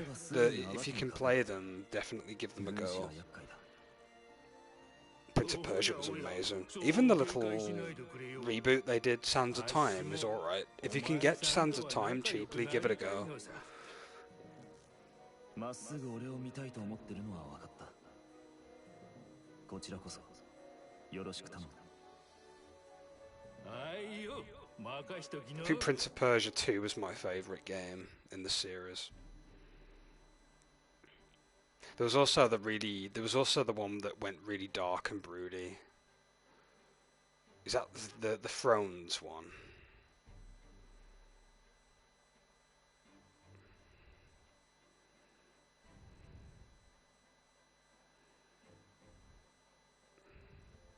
Because Prince of Persia is super old, really, when you go back to the older games. It's not new, as crazy as it sounds.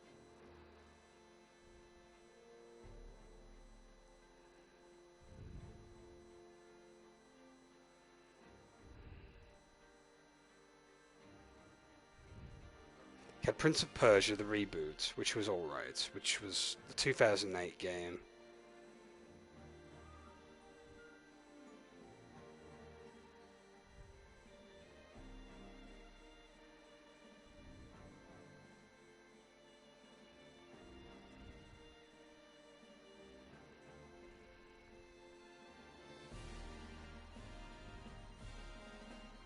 I've not played the OG Prince of Persia games, though.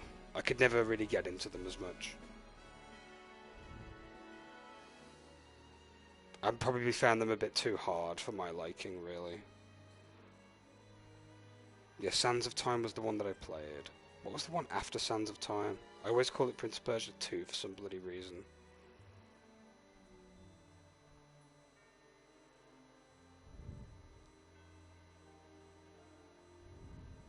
Is it Two Thrones?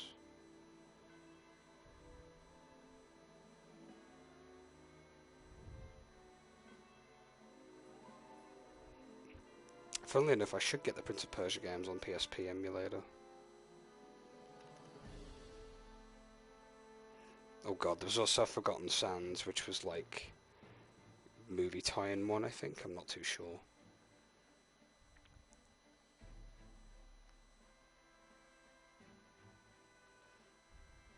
Do I just delete a game later on? It depends, really. I don't just delete games after I'm done with them. It has to fall under certain criteria. Is it a game that I enjoyed? Is the first question I ask myself. The second question is, do I see myself coming back to playing this? And thirdly, is it going to be memorable many years from now? And if I answer all three of those questions in my head, I simply leave it on my hard drive, or leave it, or keep it, you know. If it's, if I don't answer yes to any of those questions, then I get rid of it, really. It's weird, though, because, like, it's like saying with the DMC reboot, again, I don't like the story. Is it memorable? Oddly enough, it is, in a weird, so bad it's good kind of way. You know, do I see myself going back to it? Mainly most of the time because of how ridiculous I still enjoy the gameplay in some ways. So yeah, it's one of those games I can go back to again and again and have no problem with it. And it's the same with every other DMC game, that's for sure. And even for the Orochi games, I've been playing the Orochi games since like 360 days. when it came on. I should get back into Assassin's Creed, I should, to be fair. It's free on PS4 out of curiosity. Because I only ever played Revelations. That was like the last Assassin's Creed game that I played, and I actually enjoyed that.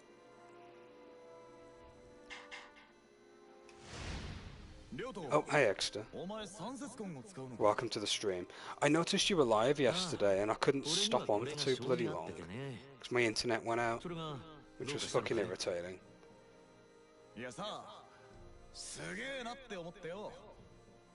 But next time you're on and my internet doesn't fucking cripple itself, then yeah, I'll definitely be in again talking. Also, I love your BRB screen. Very high quality. あれこれ考えるより自分を貫いた方がうまくいく口だ。え？まあかもしんねえな。こういう武器はその手の人には向かないね。逆に俺にはあんたほど槍を使えたりはしない。あれこれ考えることで穂先が鈍くなるだろうさ。まあそれぞれ得意なものがあるってわけだ。なるほど。そうだな。おい、そんなお前がどうやって練習してんのか一度見せてくんねえか。お断りだね。そんなところ人に見せられるかっつうの。だろうな。ここは俺もお前と同じ口だ。じゃあその腕前戦場でとくと見せてもらうぜ。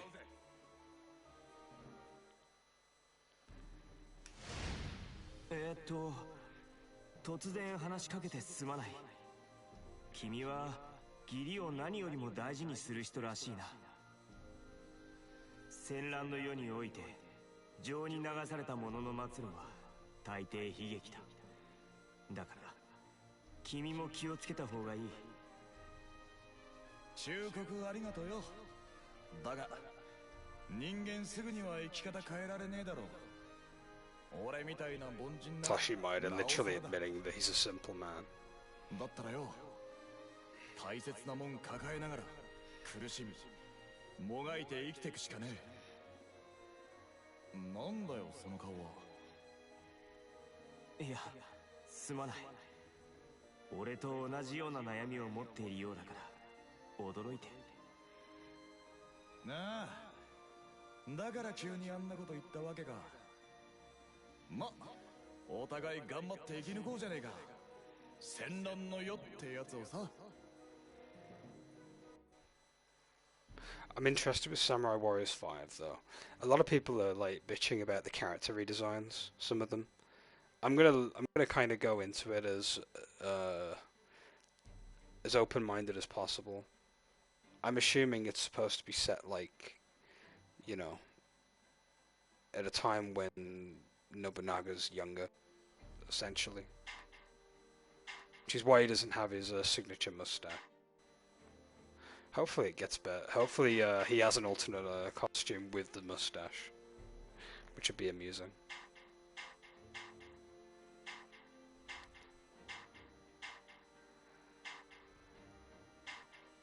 Hideyoshi looks really odd though in the Samurai Warriors 5 game. He doesn't look like himself and how he's been in the other games. But he also looks younger as well, so yeah. It's definitely going to be in that timeline or that time frame, I suppose.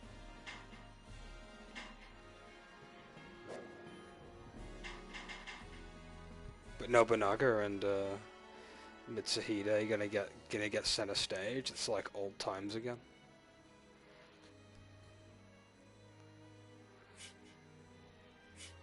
Right, I suppose we should move on to the next stage. By the way, we've had Loki show up now, Exeter. He looks awesome. We're probably going to unlock him by the end of the campaign, though, sadly. That doesn't mean I can't use him in the DLC stages and stuff. So we're going to do the side stage, the King of Nanzong and family. Strange creature and wild fighters.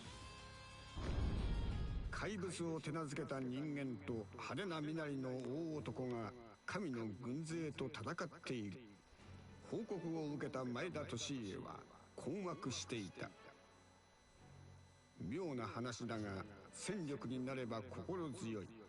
利家は仲間を連れてその地へと急いだ。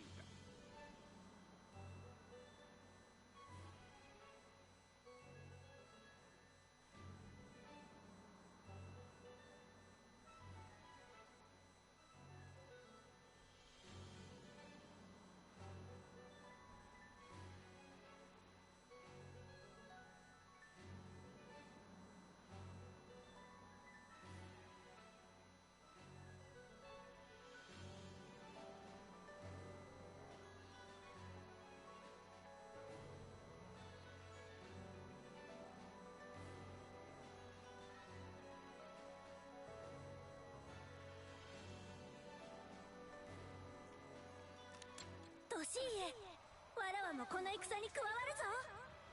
あの生き物とダチになれる者がいるとはすごいな。わらわはその者とダチになりたい。まあそいつも気になるんだけどよ。 A wild man. Menghuo, 腕の maybe? 立つ派手な大男の方が気になってんだ。 I'm assuming it's Menghuo. あいつかもしんね Oh, you know what that means? Zurong might actually be unlockable. あいつとは誰じゃ？知り合いか？それとも家族か？知り合いでもあり、家族でもあり、俺の目指すもんでもある。 Hey Waldo, welcome to the stream. It might not be Menghuo. If it is Menghuo, that'd be great, because usually that means Zurong's not far behind. They always shove Menghuo and Zurong together in most stages. They're just sort of inseparable.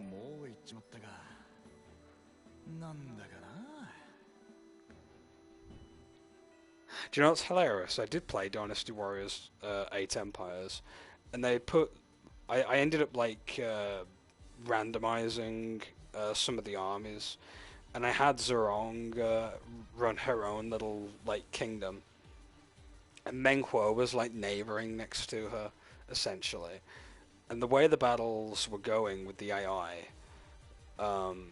they ended up like splitting China down the middle, essentially. My faction was like way at the bottom, and I was kind of like dipping in on occasion between the two sides and sort of like making things interesting to see which one would like take over the other, which was kind of fun.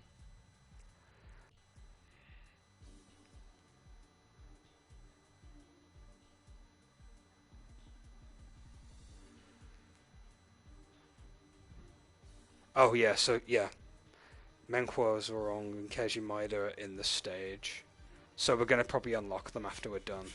I'm putting Zurong into my army as soon as we're done with this. Sun Shang can have a little bit of a break.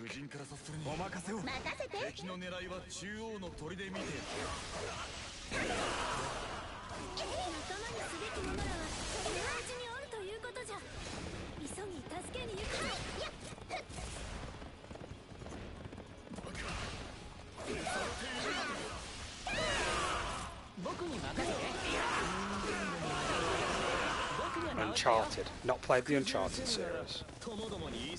Funnily enough, my dad's a big fan of the Tomb Raider series, and I did say to him that like he should play the Uncharted series if he wants like something similar. Not compared to the OG games, of course. I mean like the rebooted games. Oh, you like the Uncharted series as well?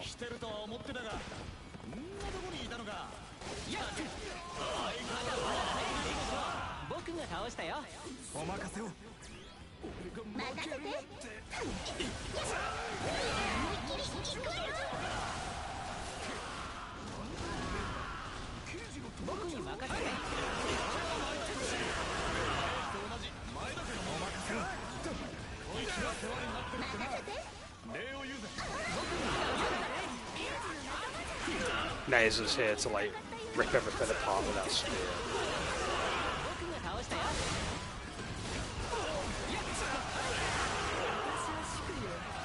Oh, there she is.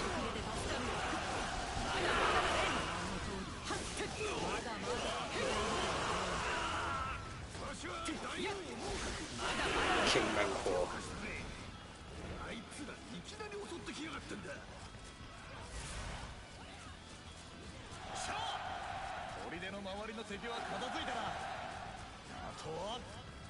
It was awesome, really, to see Zurong run her own little army in the Empire's game. She ended up, like, dominating most of the map in the end. And then I did, like, the most asshole-ish thing. I ended up joining her kingdom just to betray her and set up my own little group, just so I could, like, perpetuate more wars. It was ridiculous. I don't think a side won because I let the game years carry on for too long, and the game usually ends after 200 years, I think, in game. At least I think it's 200 years. But 200 years in, like, Dynasty Warriors 9 Empires is, like, so many turns.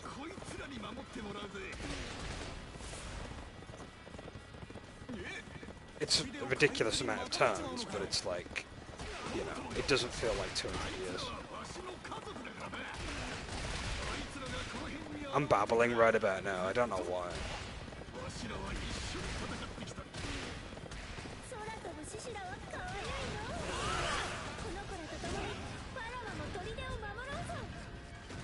So we escorting the Cyclops.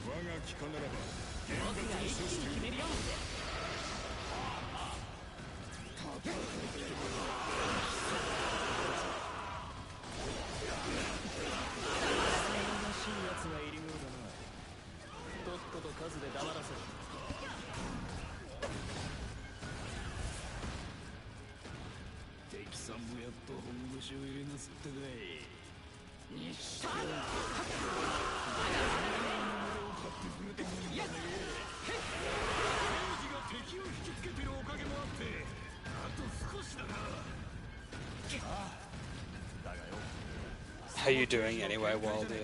I was meaning to ask, by the way.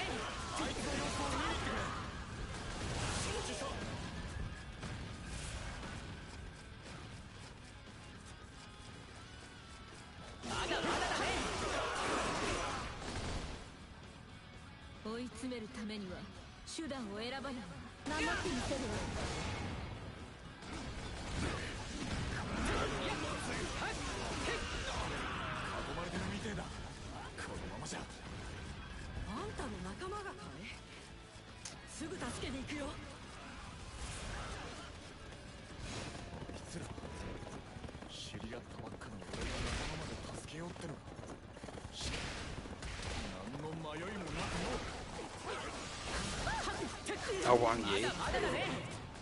Wang Yi's awesome. She uses Trishulers to fight, I believe, which I like. Little, they're a bit like sires, almost.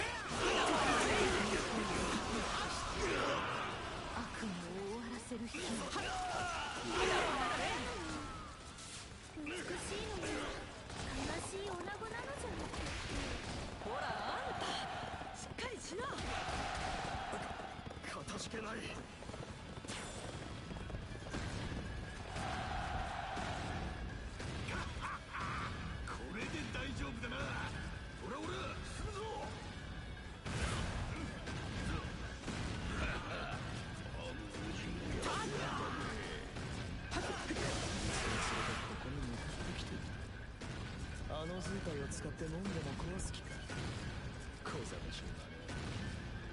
潰してしまえ。ここまで来たってのに邪魔しやがって。 I just realised the Cyclops is dummy thick. It's only just occurred to me.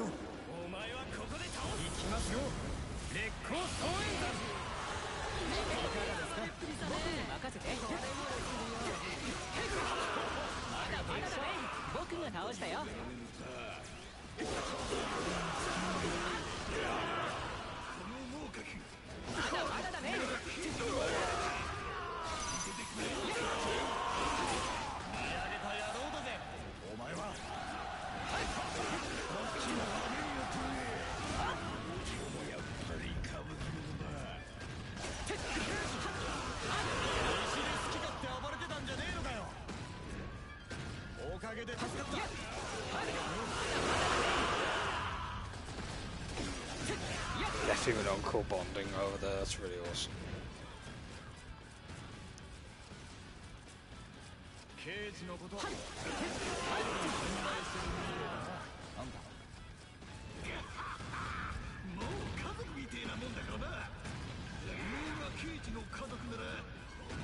Menquo saying that's kind of hilarious.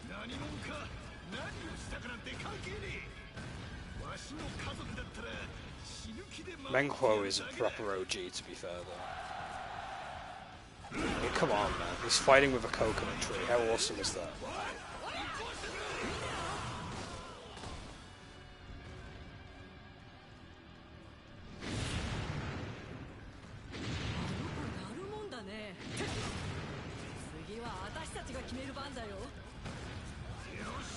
Zorong fighting with her... Yeah, she's fighting with her boomerang. Or triple boomerang. Bladed boomerang. It's over, Ares. Or maybe not, actually.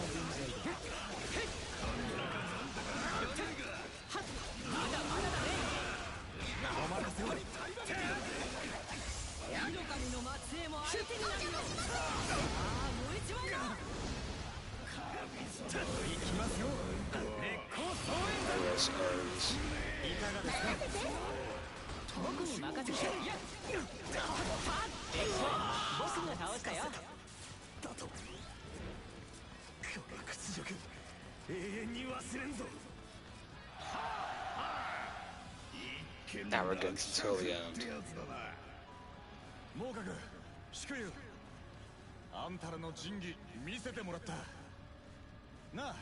This is a good stage, I enjoyed this. Might be a bit of a bias factor because Zorong and Menghua are in it, but you know.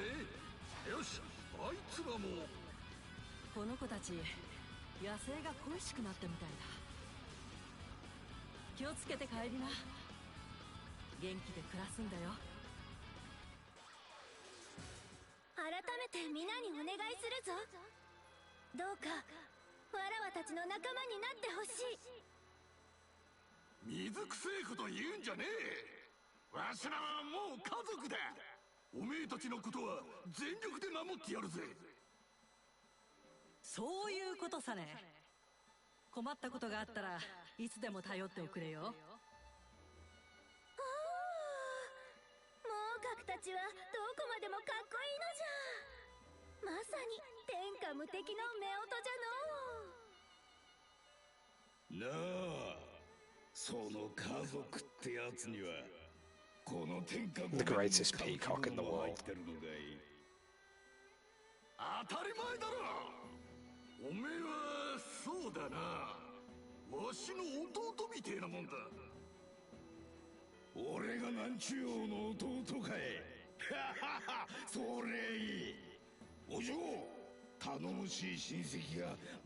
I like the camaraderie they've got going between Keiji and Menghua. この状況を楽しみやがってまあいいみんな無事でみんな仲良くなれりゃ俺は別に文句はねえよわらわも文句などあろうはずがない年家も猛角も祝友も刑事もみんなわらわの家族。家族は多ければ多いほど賑やかで楽しいのじゃ。大王猛角、乱世を平らげてやるぜ。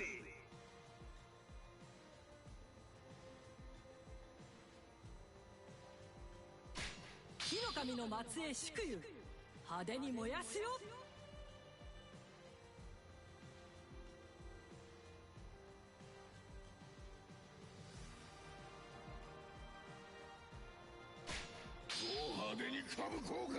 Step on my soapbox.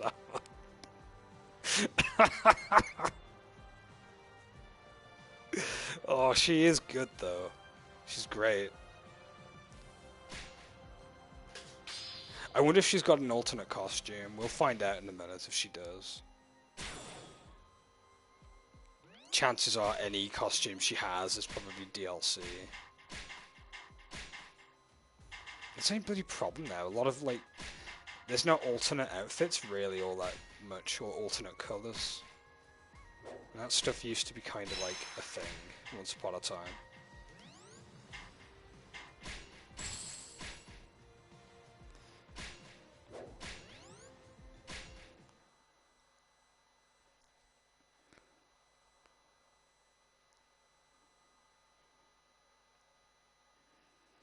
If I ever need to grind a stage, I'll just grind that stage over and over again, to be fair, because it's a fun stage.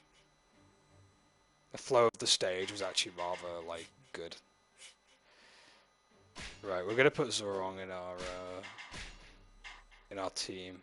She's under as other, isn't she, if I remember correctly? Because they're not really part of an army, per se.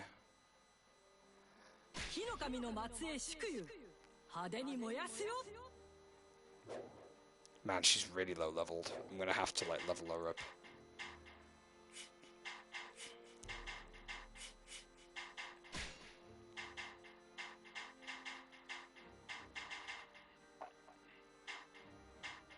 Oh no, she doesn't have an alternate. That's a bit of a shame.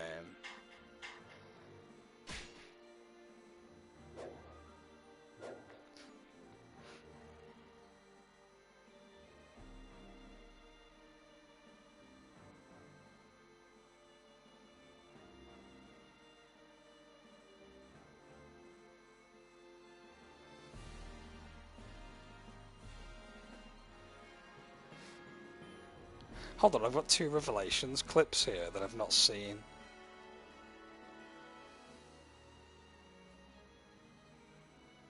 I have to look at these back. One of them's called Not Creepy at All. What? Did I say something creepy in the Revelations 2 stream recently? I probably did unknowingly. Probably something dumb.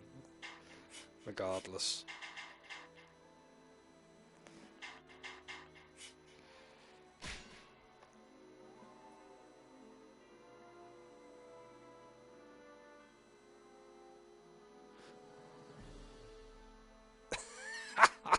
She got some. That's brilliant. Well, they were like shocked, I guess, what you said, or rather what you were trolled with. That's crazy. Right, we've got to level her up a ton, to be honest. We're only going to get her to that level, but it's worth it.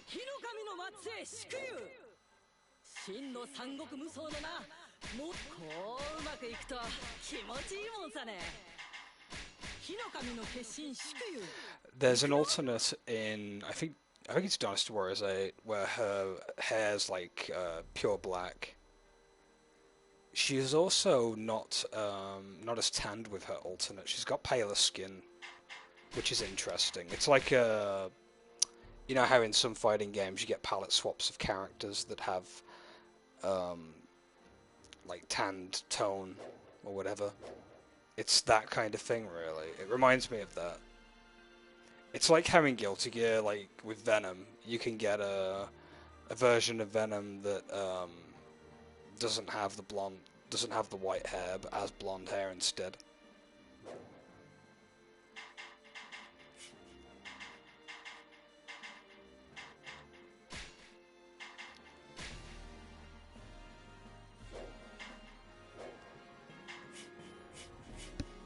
Okay, we're good to go and do the next stage. We're gonna do the main stage, because that was a side stage. Yeah, if I ever have to grind for stuff, I'm gonna do that stage again, until I unlock a next Chapter 5 stage. That's is equally as fun in terms of flow.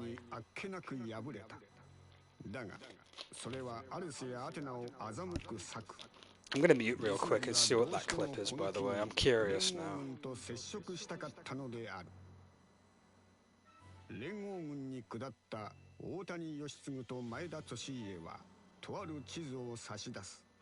そこにはアレスと組む宗妃が所有している城が描かれていた。その城の近くには三成の主豊臣秀吉の領地がある。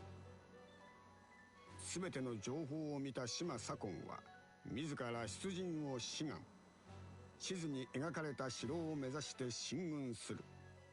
この時点で三成の意図を理解していたのは彼一人だった。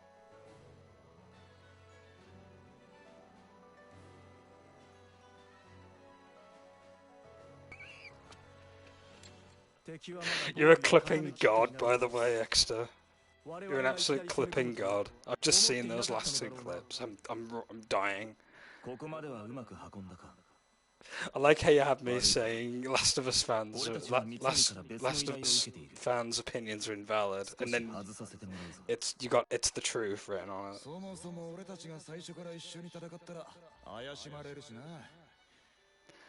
And yeah, me going into great detail about Galgun definitely didn't sound creepy at all, didn't it?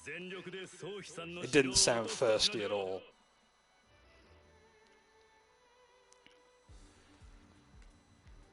Christ, man. I just love how abrupt and short the second clip is.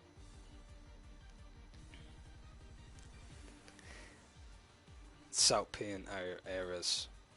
Make sure Seikon and Sun Jian are not defeated, so...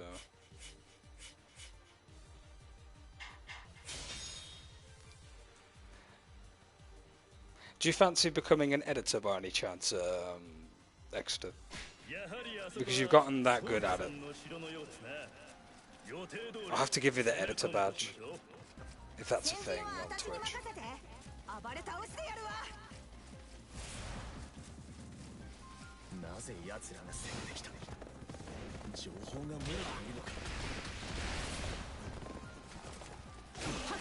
Switch to Zurong real quick. Her moveset will be how it usually is. Yeah, I mean, you're that great at like making clips and stuff. You deserve to be like, I don't know, an editor or something. In fact, what does me granting you editor give you anyway? That's what I've always wondered. Yeah, Zurong's moveset is great to play. Plus you get that nice thickness to play with when you're playing the game.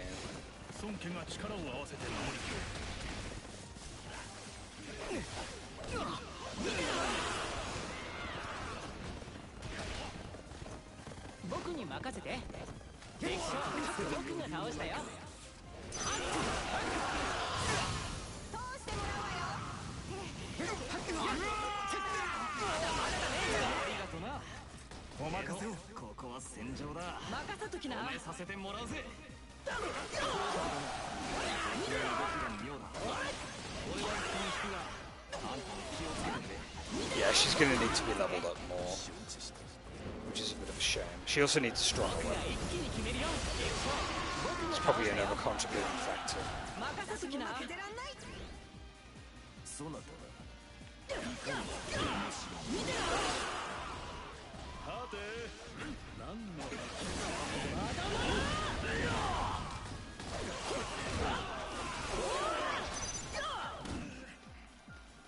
Oh, if you don't mind looking it up, then by all means.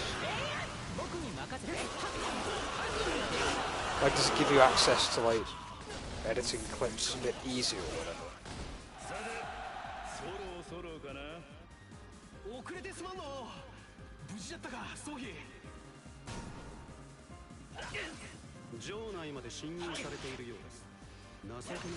Oh, it gives you deletion permissions as well. As long as you don't mass delete anything, everything should be alright. Like,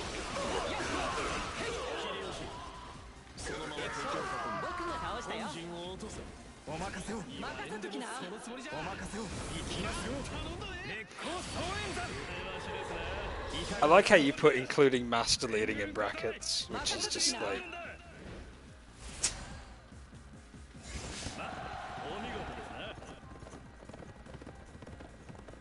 It's kind of amusing.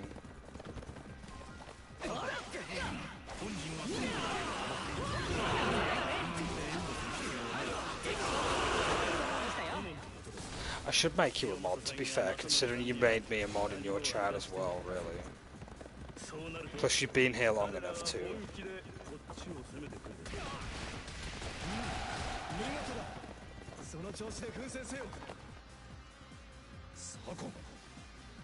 Doesn't allow you to edit the channel rules. That's true. Editor seems way too lax in a lot of ways. I thought it was just highlights and clips that you could like have access to editing with. I could always make you a mod.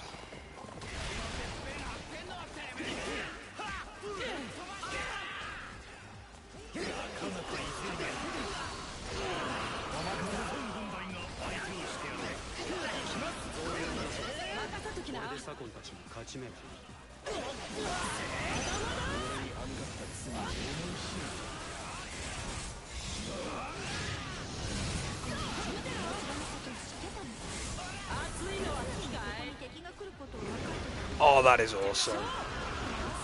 I know that's an enchanted weapon, but that makes a lot of sense for Zero. That is really cool.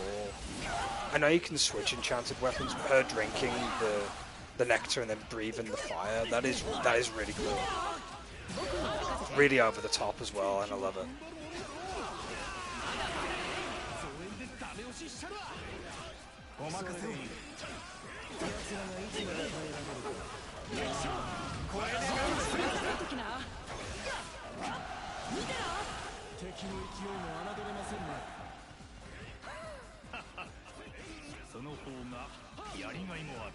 I think her jiggle physics have been nerfed a little bit though.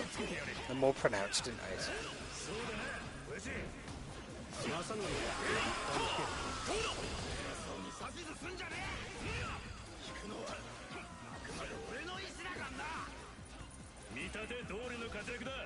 It's power too big and mighty. It's a very specific thing, isn't it? Oh, Nene's here now.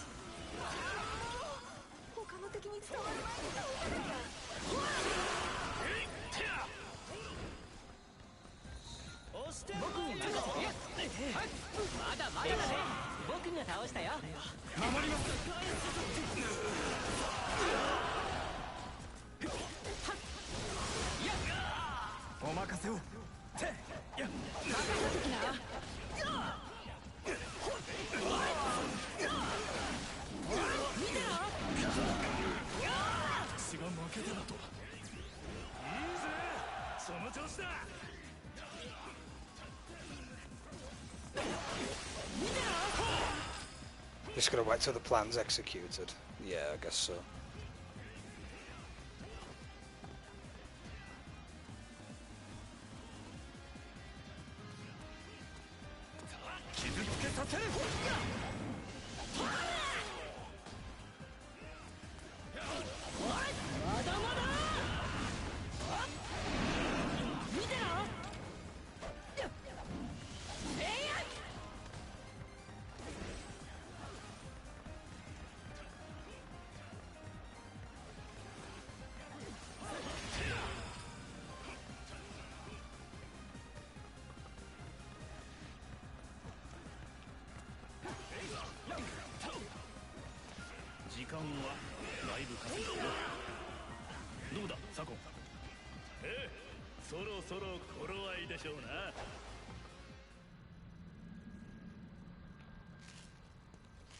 敵は後退したな。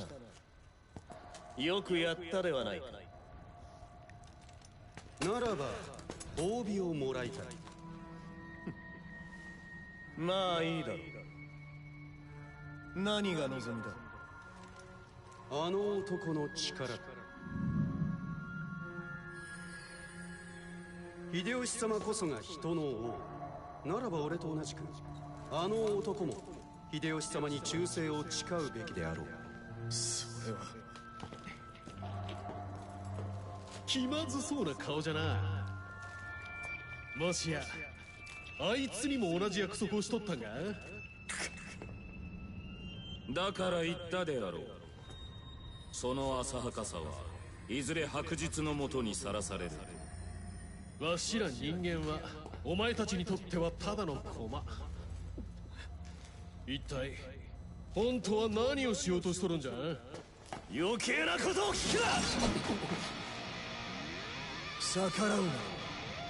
もう貴様になど用はない。秀吉様、ここは私が抑えます。あと手はず通り。よっしゃ、分かったで三成。皆サゴンたちと協力してアレスを撃つんじゃ。And Ares is such a dick in this game.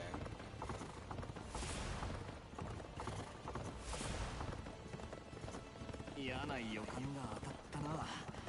最初から三成殿が裏でいろいろ動いてたんだろう。誰が敵に回ろうとなすべきことは変わらない。総理は必ずやるものです。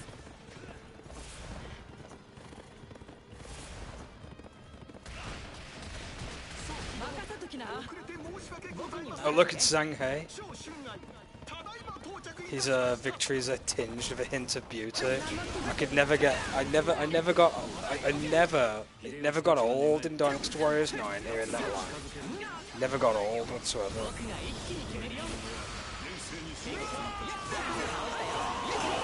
Was it Dynasty Warriors 9 now that he kept saying that? Or was it one of the older Orochi games now? I tend to forget. My victories are tinged with a hint of beauty. Might have been Orochi 1 or Orochi 2, actually.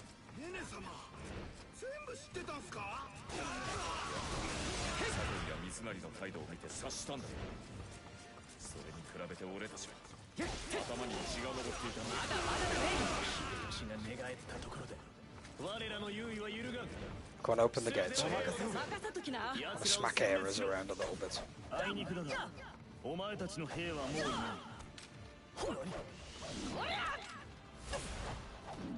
見てな。三成、アレスの伏兵は片付けたぞ。あとは残っている連中だけだ。ワクワクするね。僕に任せて。僕が一気に決めるよ。お任せ。ありがとう。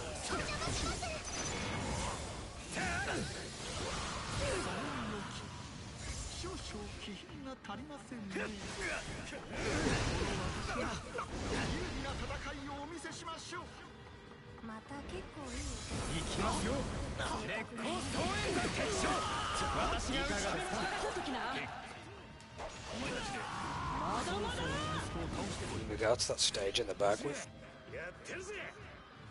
わかりました。必ずや成し遂げましょう。ここは低い。私にはまだなすべきことがある。撤退するしかないだと。この俺が人間ごときに。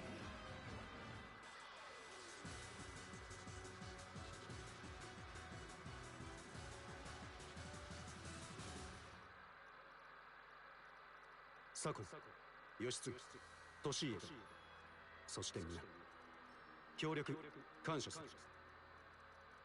いやー、アレスの二枚舌は分かっとったんじゃが、奴らの力は凄まじい。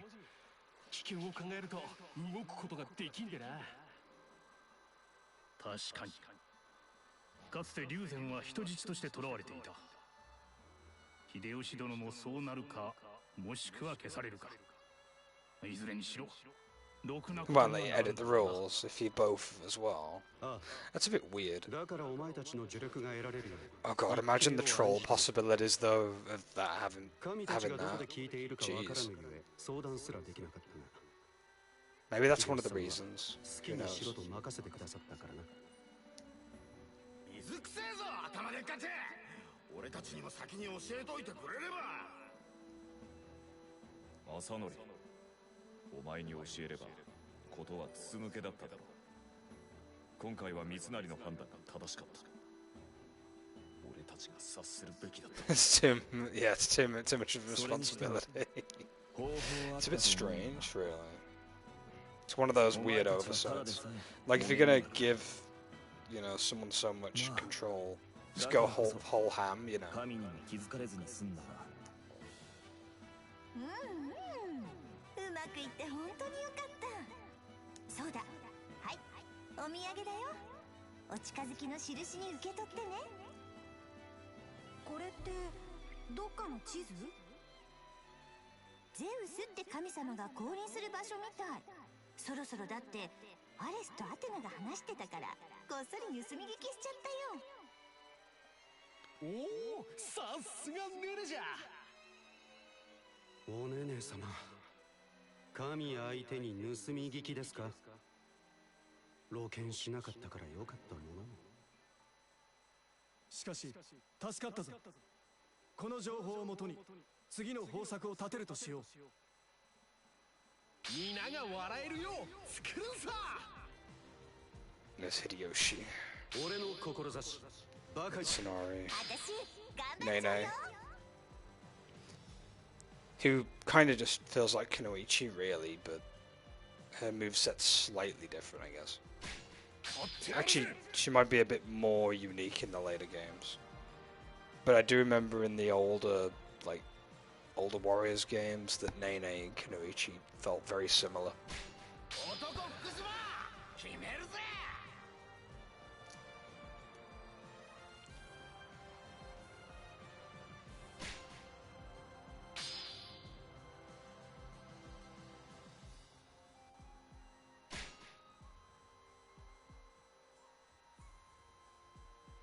Oh, there we go, that's what I'm talking about. She's got like better weaponry now.「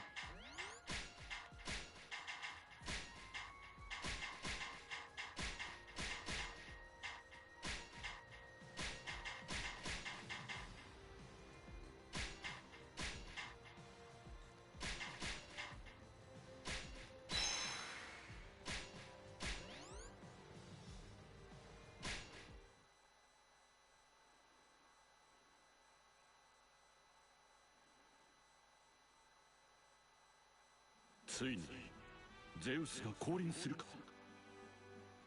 なぜこの世界を作り出したのか問う好奇だな。わしもアレスに尋ねてみたんじゃが、余計なことを聞くなと突っぱねられたわ。もしかしたら奴は父の真意を知らんのかもな。ゼウスとゆっくり話すなら他の神様はいない方が良さそうじゃね。なんか邪魔されそうじゃし。ならば降臨地点を抑えようぞ。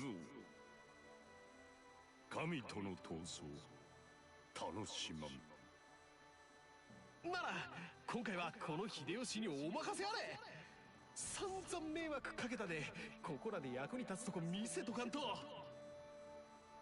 じゃがわしの配下だけじゃちょっと心もたない。使える賞を少し貸してもらえると助かるんじゃが。ああ、もちろんだ。秀吉殿、よろしく頼む。皆さん、我らの領地に敵が攻めてきたようです。この岳文献、まずは捨て駒となり突撃してきます。待て、学信殿。先陣はこの馬防機が務めよう。待て待て、一番槍はこの男福島以外ありえねえ。皆さん、どうぞ好きなだけ揉めていてください。その間に一番槍はこの井伊の若鬼がいただきます。こら直政、待ちやがれ。てめえ抜け駆けは許さねえぞ。大丈夫か。心配だ。我らも急ぎ向かわん。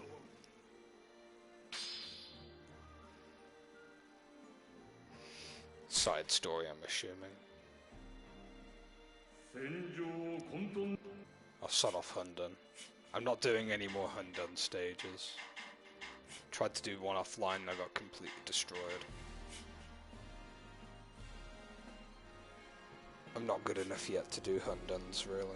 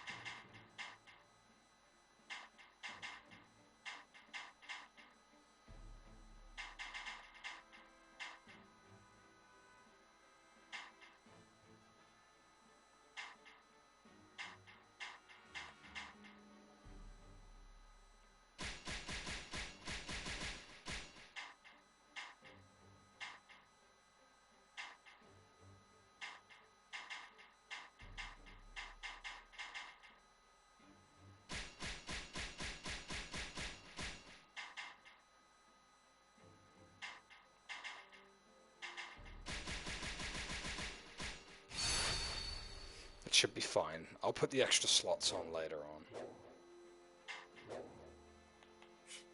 Do we have any more bonding events? Yeah, we got one Musou on here. 祝友殿、あなたは火の神の末裔と聞いた。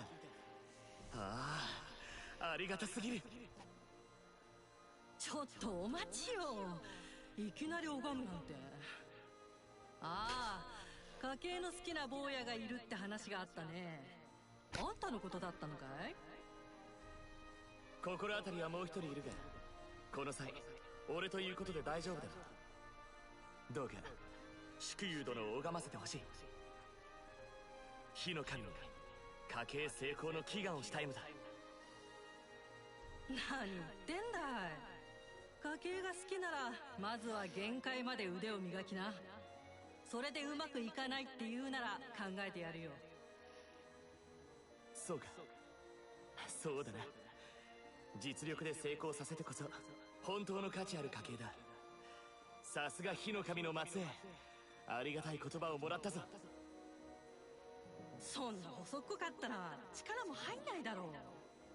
今日は私がたっぷり食わせてやるよ。さあついてきな。それはありがたい。あなたの料理の絶妙な火加減からも学べるものがあるはずだ。ねえ、祝友、旦那さんすっごく大きいんだね。そうさね。うちの人は心も体もでかいのが取り柄なんだ。あんたの旦那も器はかなりでかそうだけどね。そこに惚れ込んでるんだ。私もうちの子たちも。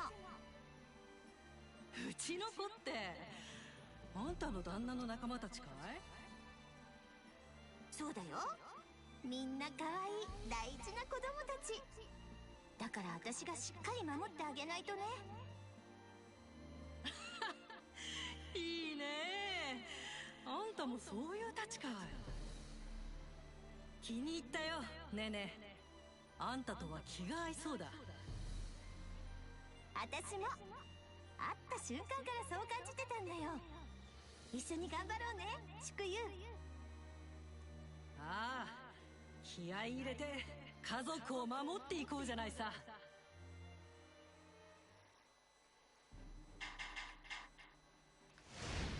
ああ、てめえ何ガンくれてんだ俺。なんだおめえ。いきなり喧嘩ふっかけるとは他の世界には信じられねえバカがいるもんだな。バカはてめえだろ。なんかシャンシャンする鳴らしやがって。おめえやろうってのか。ああ、上等だおら。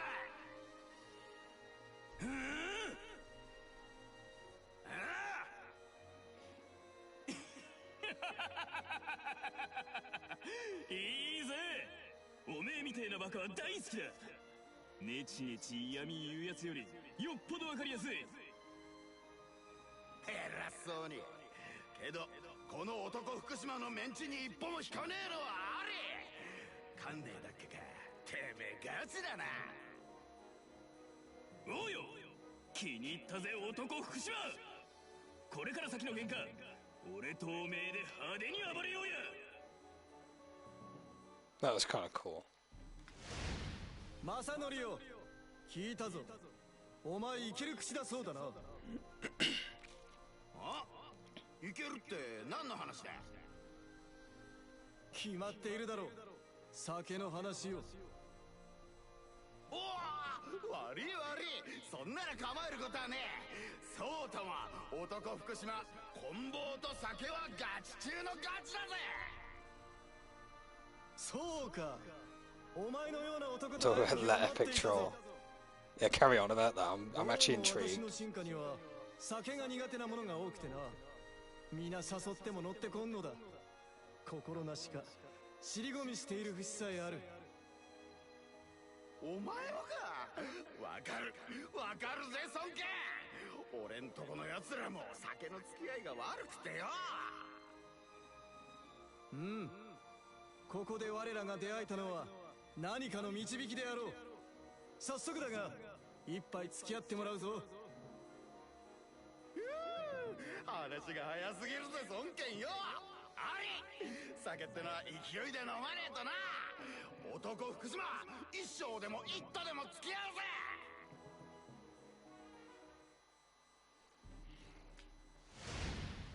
そこのあんた、髪型結構いい感じじゃない？お、あ、そうか。この髪の良さを分かってくれるなんて、お前いいやつ確定。マジで。でもさ、他の人たちはそんな髪型してないよね。ここだけの話。 You got like an epic face from saying something in someone's chat. その流行の最先端を突っ走ってんのがこの俺。 That's the bit that I remembered up until now. So I don't think you'll elaborated more, if I recall. 超かっこいいかも。だろ、分かってくれて嬉しいぜ。そのことはバカにしてくるやつに聞かせてやりてえ。何か言った？いや別にお前となら仲良くできそうだなって言っただけだ。これからよろしく頼むぜ。 I like Masanori. He's a good character when he's got someone to bounce off of, really.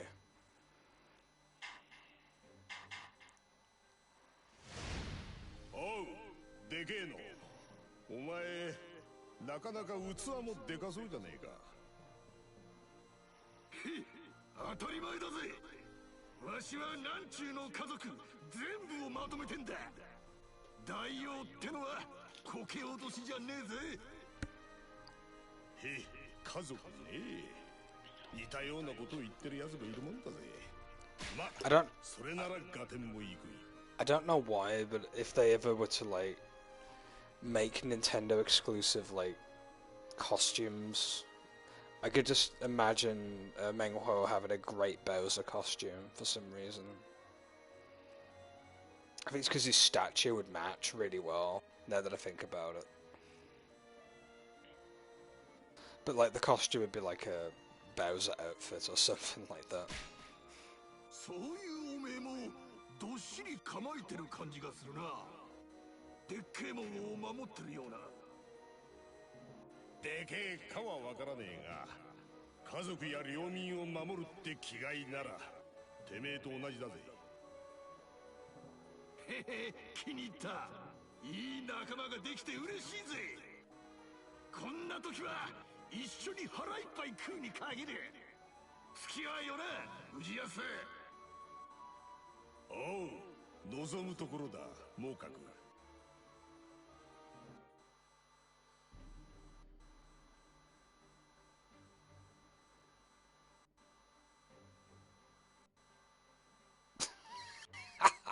You actually put that down. I bet they were bewildered, to be honest. I'm assuming they realized you were joking in the end, right? If they legit thought you were being serious. Christ. 当該殿、俺にその土木の技術教えてください。お願いします。加藤清正殿だったな。大層な熱意を感じるが、何故そう望まれるのか。秀吉様の皆が笑って暮らせるよう作る、その助けとなりたいからです。自分には笑顔と土木が容易に結びつかぬのだ。皆が笑って暮らせる世の前提は天下の統一、太平の世の到来です。それまでの戦いは長期にわたることでしょう。補給が戦の鍵となりますが、大量の兵糧の輸送は不益。 That's good, as long as everyone knew in the end that it was just a giant joke. そこで土木で治水開発をし、敵地に面した地に穀倉地帯を作りたいか。自分も同じことを考え実行したことがある。それだけではありません。太平の世が来れば人が増え、まず食料が必要となります。俺は両国を土木の力で豊かにしたい。それが民の笑顔につながるか。That's brilliant. なるほど。よくわかった。自分の経験でよければお伝えしよう。ありがとうございます。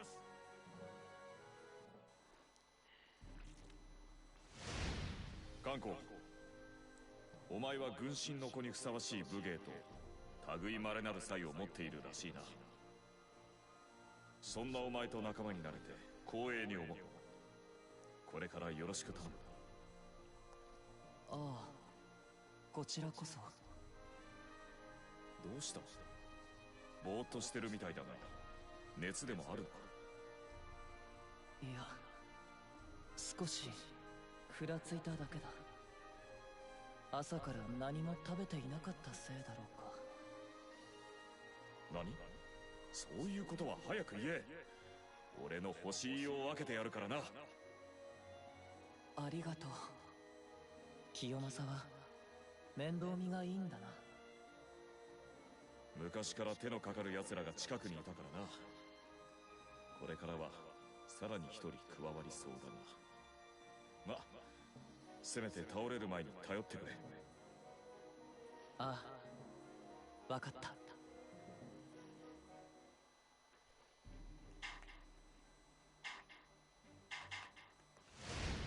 ね、月井ってあの諸葛亮の奥さんなんでしょ？はい、ねね殿。私にとって孔明様は夫であり良き理解者でもあります。理解者っていうのはどういうこと？私は発明が好きで、それが高じて戦に役立つ兵器などを作り出しています。孔明様はそれを喜んでくださるのです。軍師の策を隣で支えうる妻はそういない。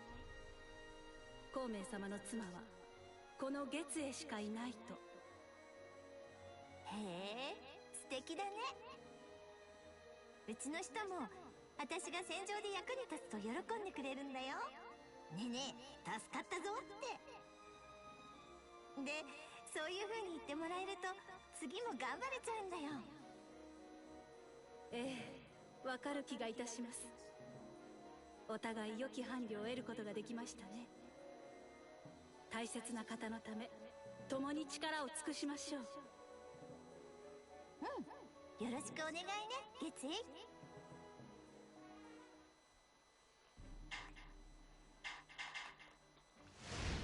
教諭、お前は蜀を支えるべく戦っているらしいな。ああ、その通りだ。私のこの神明は蜀漢のために捧げたもの。そのためならばいつ果てようと悔いはない。同類ということか。どういう意味だ？俺も秀吉様が作る天下のためなら命を懸けられる。青臭いだのバカだの言う輩もいるが、俺にとっては秀吉様の世が全てなのだ。そうだったのか。我らの進む道は困難も多いだろう。お互い信念を持って歩みたいものだな。ああ、それはそれとしてだ。この世界を抜け出ねば我らの本懐も遂げられない。確かに力を合わせ戦局を切り開こう。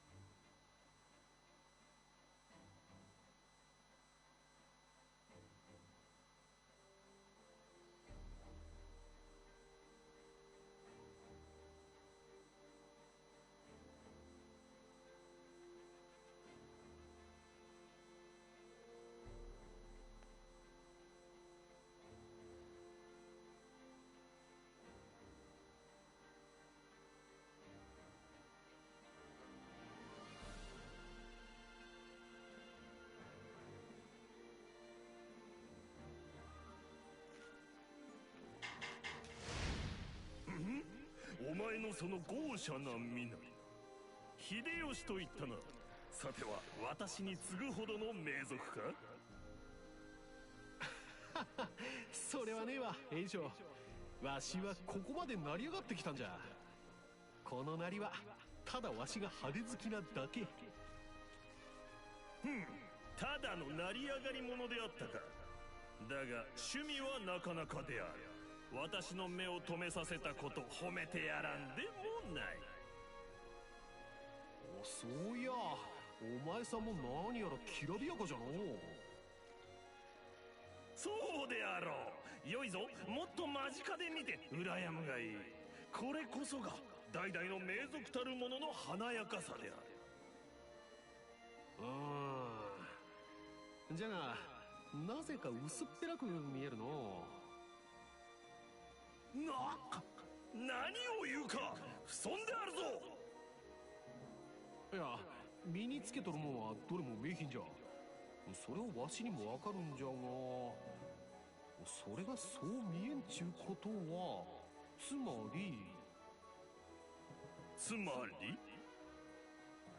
まあそうじゃな。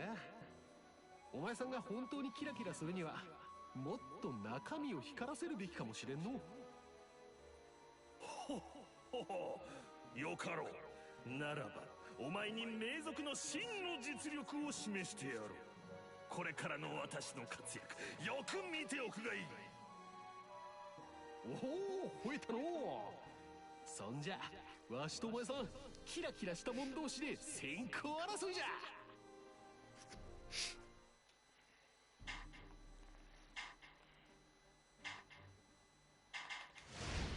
おう渋野、あんたも若い時にブラブラしてたそうじゃねえか。このはぐれ雲と気が合いそうだね。俺の場合は家が裕福だったからな。それは思う存分ブラブラできたぞ。困っている者に財産を分け与えたり、高名な人物に会いに行ったり、今思えば充実した日々だったかもしれん。なるほどね。あんたの度量はその日々に培われたってわけだ。刑事、お前のその合法来楽な姿勢も放浪時代に培われたのではないか。どうだかね。俺の場合は気に入らねえ奴を殴ったりいたずらして逃げたりむちゃくちゃな日々だったぜ。そしてお前が出来上がったというわけか。天下御免の歌舞伎者とはよく言ったものよ。おう、そうやってまたブラブラしてたら今度もまた面白い御人と出会えたってわけだ。仲良くしてくれるかい、ロシク。お前にかかってはこの乱も宝刀の一部か。そんな大きな男と知己になれて嬉しく思うぞ、刑事。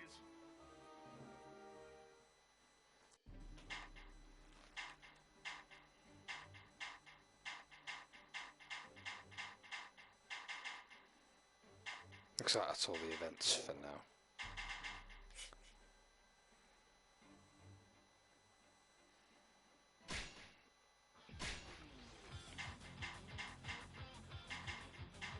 Right, side mission next. Oh, welcome back, dude. Just doing a side mission now. その中には学神井伊直政、福島正則がいた。くしくも一番槍として名高い男たちである。彼らの行動力、決断力、そして一番槍たちをまとめる馬長の闘志がこの戦の勝敗を握ることとなる。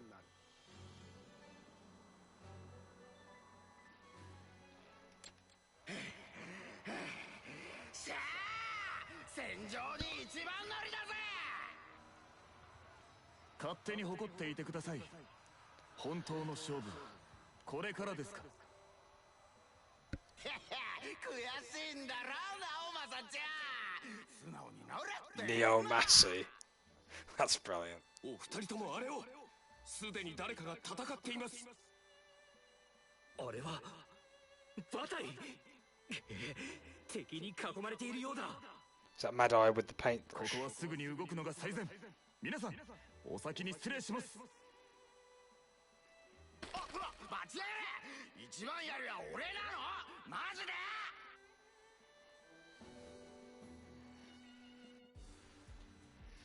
？Yeah, I'm sure Mad Eye is the one with the giant paintbrush. I think he had a different weapon in 9 though, so I don't know if they're going. I'm assuming they are. They're just going to give him the weapon that he had in 9. I can't remember if he had the paintbrush or not though.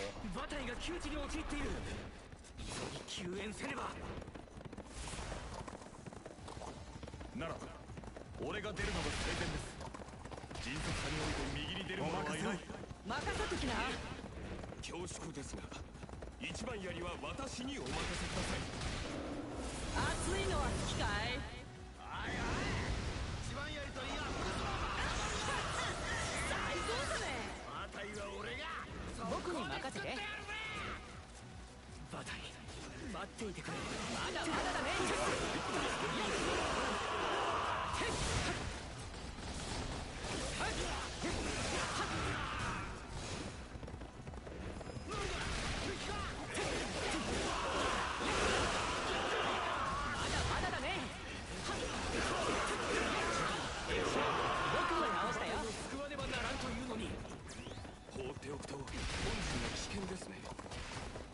撃破してから救援に向かいましょう。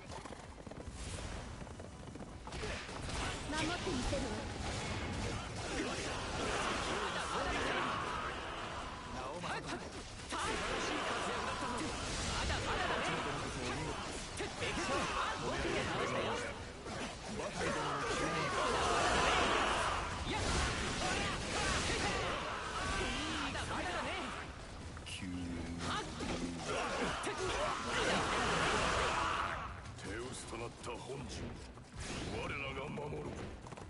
お任せを。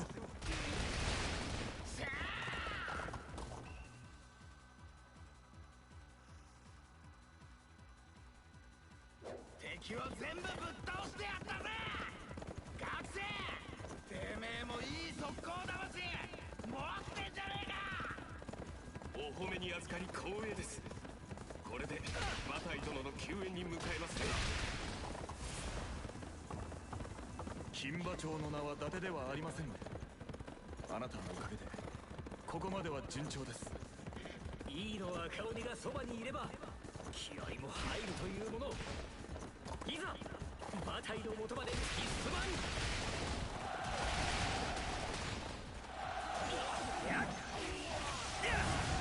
任せときな。見てろ。培ってきた熱いのは好きかい。見せてやる。最高だね。どうやら俺たちが一番のようだ。まあ当然です。俺たちが彼らに負けるはずありません。敵将嬉しいよ。妙な場所で襲われて。I'm the only one that thinks they could have maybe made Kratos into an actual, you know, playable character.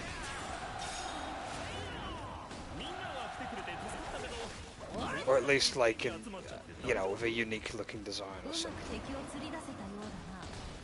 伏兵部隊レオン、一気に殲滅する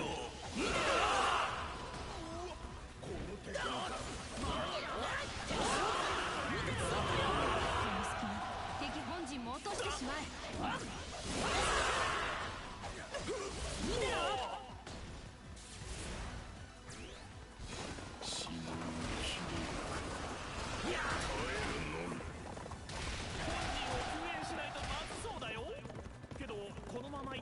周りの敵もついてくるね。よし、俺が伏兵を引きつけつつ敵本陣に迫る。その隙に他の者は味方本陣に向かってくれ。速やかに本陣を救援し、南から敵本陣をつけ、そうすれば強撃の形を取れる。最善だ。とにかく本陣の救援に向かいましょう。仲間たちの無駄にはできません。本陣への振り込みだ。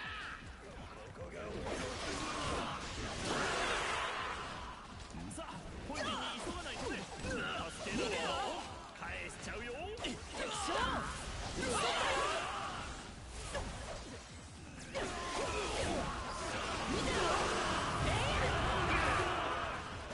さに無人の極みですね。そこまでやるとは思ってませんでしたよ。援軍だってこの辺の敵一つ頼むよ。助かったレオン。よくやった。直政殿は素晴らしい方です。 You haven't had an apple in 2 years. As in the fruit, I'm assuming. 俺も譲るつもりはありませんよ、学士の。それ投擲手はもう間に合っています。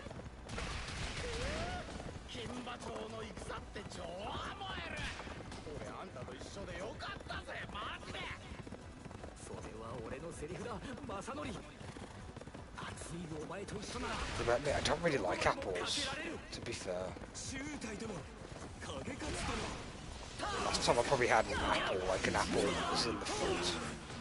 It's probably when I was a child, really. I'm just not too keen on them. 南から仲間と力を合わせて攻撃する。敵将見てろ、撃ち取ったよ。突撃ですね。皆で協力すれば必ず勝てます。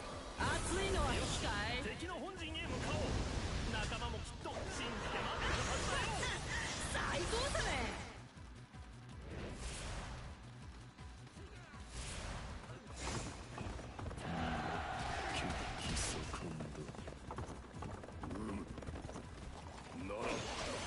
Like, I'm not really I mean, there's some fruit I don't mind, but I'm just, you know. 我が槍で敵陣を貫く。 Not all of it I'm a fan of. Apples I'm not too big on.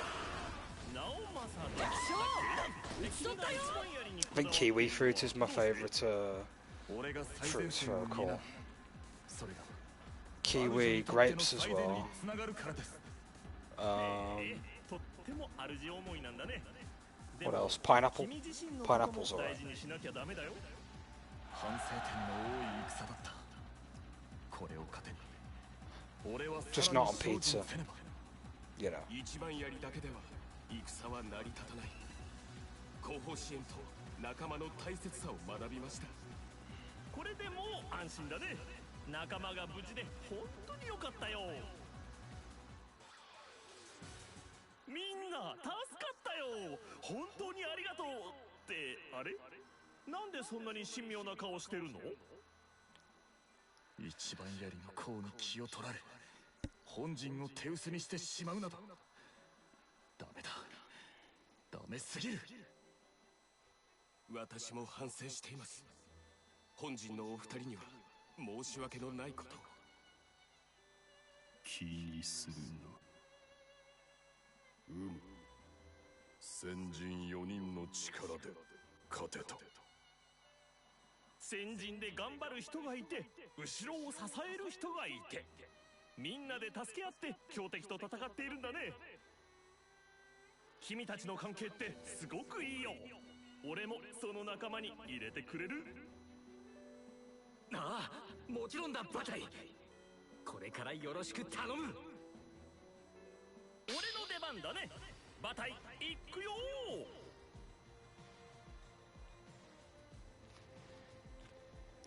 まだやりました。うん、いい気分だね。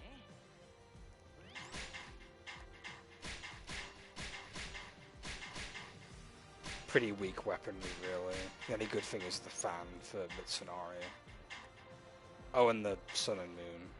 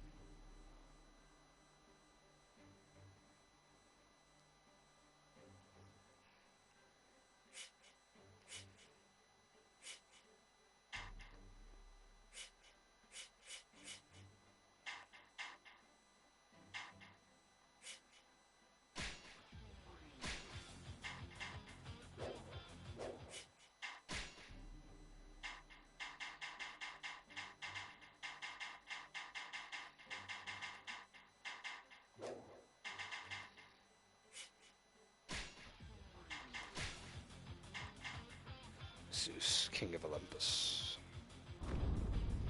連合軍はアレスと宗妃を激闘の末破った。仲間となった豊臣秀吉らは連合軍に貴重な情報をもたらす。オリンポスの主神ゼウスがついに降臨するという。この異界を作り上げた意図を知るため、そして何よりも人間と神の戦いを終結に導くため、連合軍はゼウスとの対話を目論む。連合軍はゼウスが降臨する場所に向かい、その時を待つ。異界の運命は神との対話の成否にかかっていた。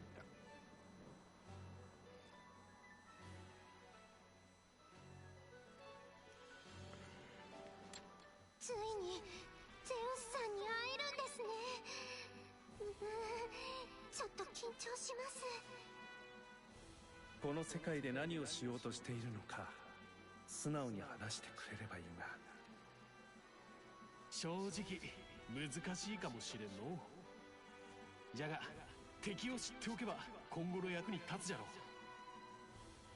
ろう。アレスとアテナも本気を出してくるだろう。皆心してかかるのだ。そんなの言われなくても分かってるっつうの。これは俺たちの未来を左右する大事な戦だ。神との喧嘩気合い入れてかねえとな。さあ俺もガチだぜ。楽しいの。それじゃ行くで。ゼウスの顔絶対に拝んでやるんじゃ。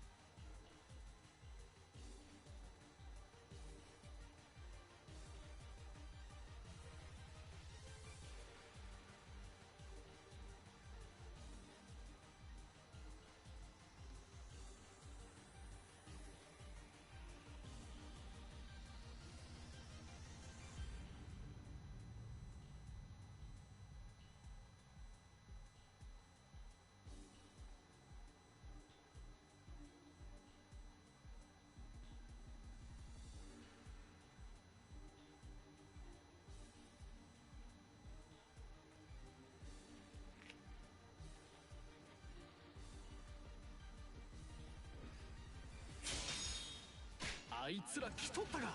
お任せを。やっぱり読みは任せときな。当たりこっちゃ。数からしてアレスたちの戦闘にいでしょう。今のうちに霊の血を抑えねば。見てよ、打ち取ったよ。なんでここに来るんでしょう。それは今から本人に聞けばええ。アレスたちに邪魔される前にな。敵の頭に直に当て決着つける。こういうとこ安心するのはいいが役目をおろそかにするな。俺たちは味方が霊の血を抑えしない守備だ。素晴らしきよ働き。地点を抑えろな。暴れるだけでそうみたいだね。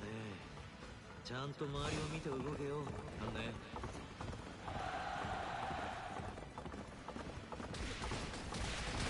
傷つけさせる。誰にも奪わせない。ワクワクするね。そこをどきな。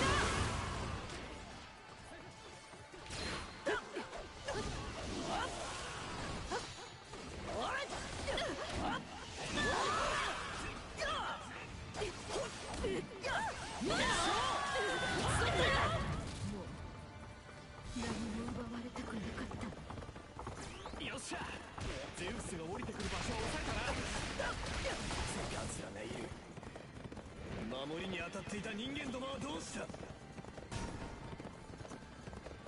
秀吉に先手を打たれたので神が人間に翻弄されるとは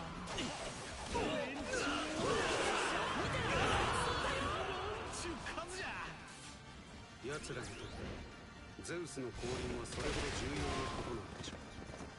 全軍降臨の地を守れ。敵を一人でも入れれば敗北と心得よ。僕に任せて。商品任せときな。人間の手で打ち取ったよ。ならばかの血を奪い返せばいい。空手か上等だ。体張って守り抜いてやる。例の場所を取り戻せなんて言われても正直気が乗らないんだよな。それでも僕に任せて。果たすべきである。命令違反は厳罰に処す。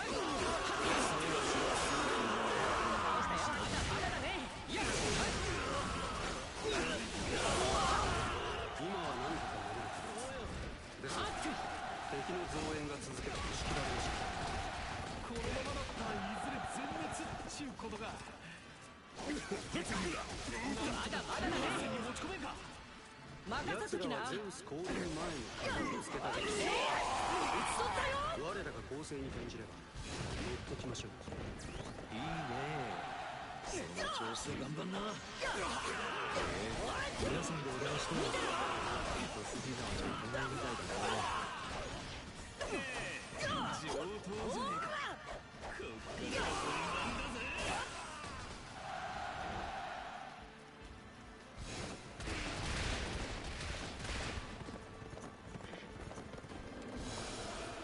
僕に任せて。僕が一気に決めるよ。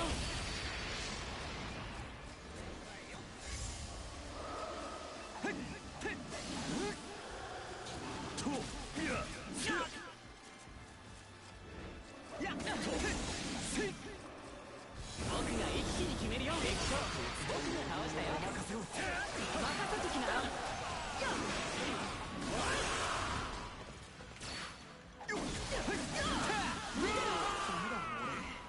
調子いい時にまた頼むわ。何を手間って父上を敵に出迎えさせる気か。そろそろ敵もしびれを切らす頃じゃな。ええ、今なら食いつきましょう。私が餌となります。三成方位にじれて出てきた。望み通り撃ってやろう。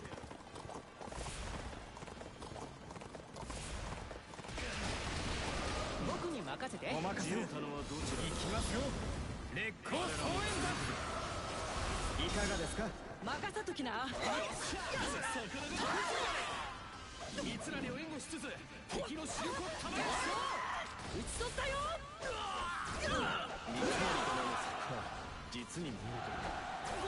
決断を打ち込み勝利を引き寄せるとは。そうですね。なんか空気がピリピリしてきたような。お任せを。何でしょうか。僕に任せて。 Christ, that's loud. I literally jumped at that, jeez.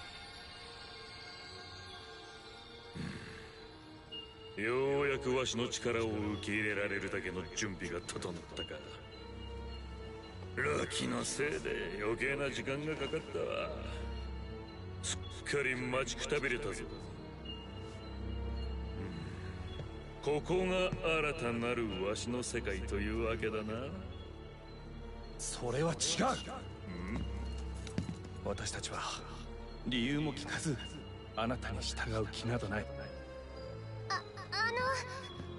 ここで何をしようとしているんですか。さて知りたいな。力ずくで吐かせてみるか。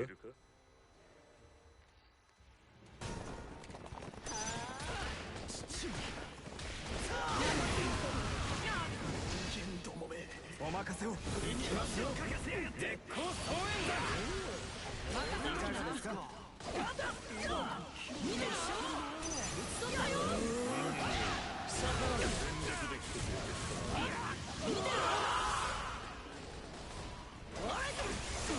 僕に任せて。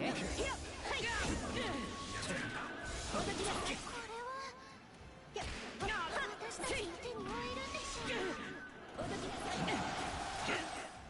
僕が一気に決めるよ。僕が倒したよ。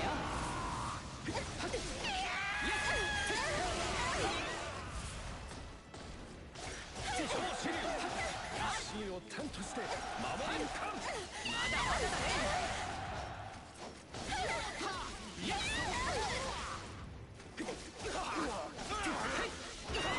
Fuck you, Zenji. That's for like pissing me off. Making me jump all over the place. 尊敬しています。お任せを。任せときな。今までの奴らとは物が違うぞ。私困ってます。助けてください。このままではどなたかご助力願いたい。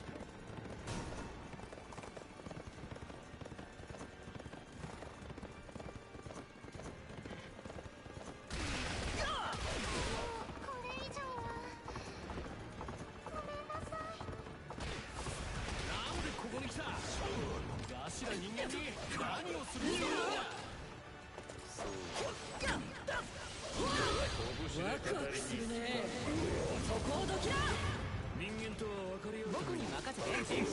僕が倒したよ。正則みたいなことを。とにかく話をするつもりがないのは分かったで。英傑たちよ、楽しかったぞ。またいずれ会おう。人間のように振る舞っとるが凄まじい威厳じゃ。ああ、なんともつかめんやつじゃわ。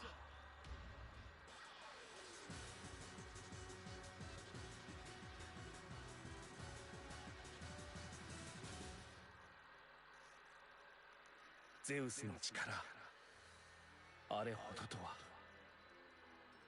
でも本気ではいなかったみたいです。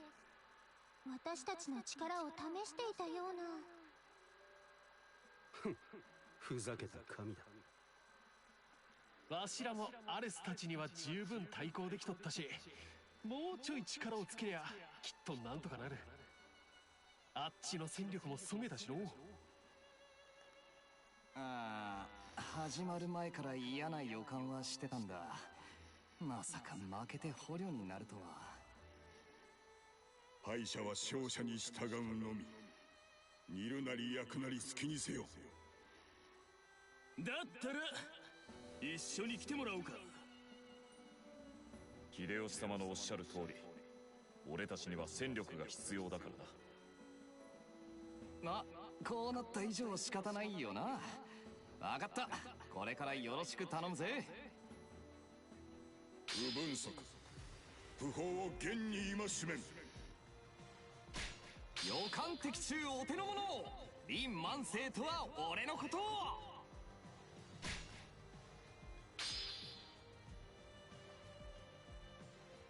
うん、いい気分だね。やりました。喜ばしい限りですね。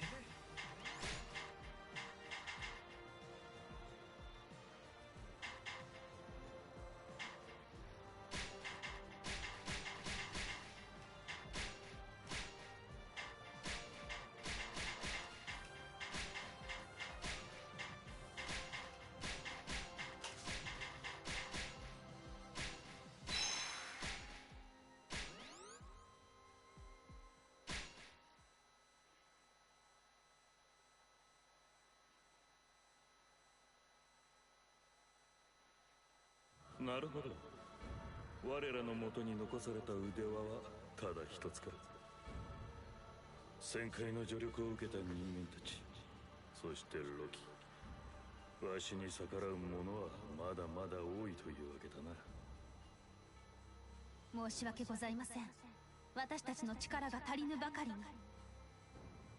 そう気に病むな、我が娘よ。この方が面白くて良いではないか。なあ、だがアレスよ、人を騙すのならばもう少し知恵を絞らねばな。彼らはなかなかに頭が回るぞ。はい、父上。大変です。ロキが前線の城へ向かって進軍中とのこと。アレス軍も別の方向から攻め寄せています。双方を同時に相手にせねばならぬとは。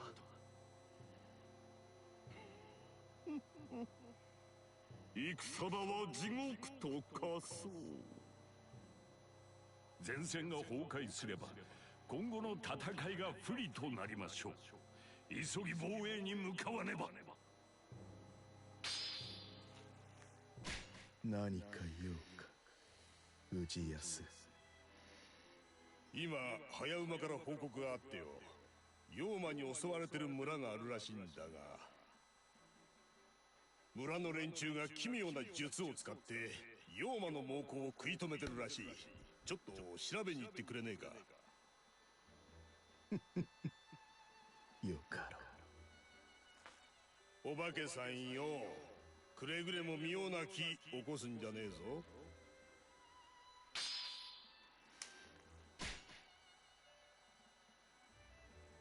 戦場を混沌で染め上げてやろう。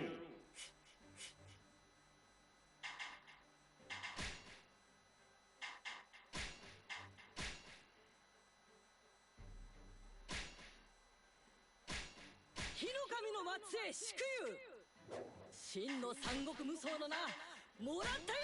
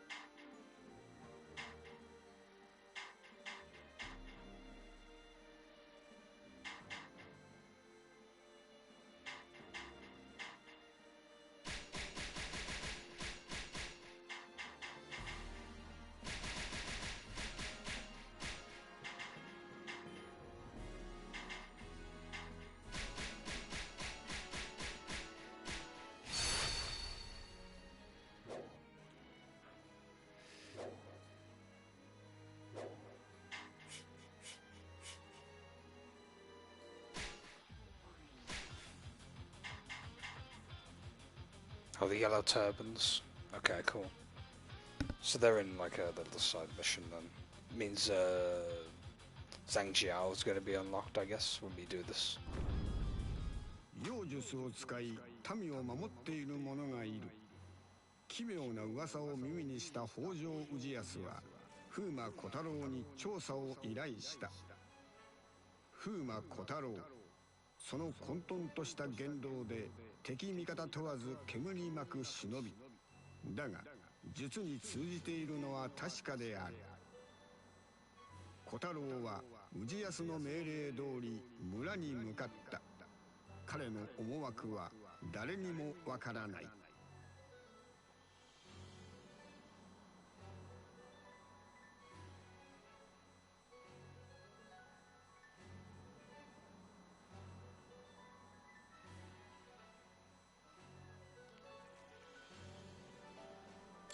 お、ピンときた。村を守ってる連中を助けに行くんだろう。俺も一緒に行っていいか。なんか嫌な予感がするんだよな。うまく説明できねえんだけどよ。好きにしろ。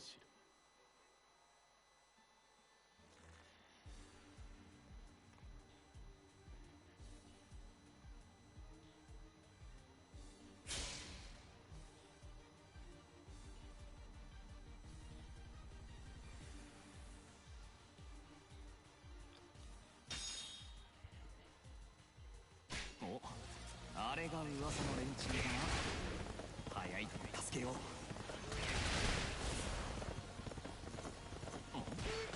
あいつらまさか黄金塔か。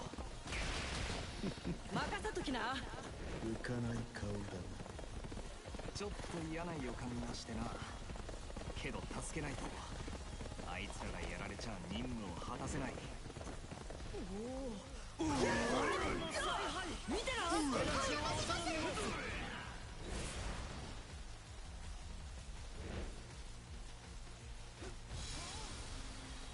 熱いのは好きかい。最高だね。見てろ。撃ち取ったよ。しといてやる。助かった。こちらはもう大丈夫だ。向こうで戦っている我が兄弟の救援を頼む。もしや手を貸してくれる。危ういところだった。礼を言う。見てろ。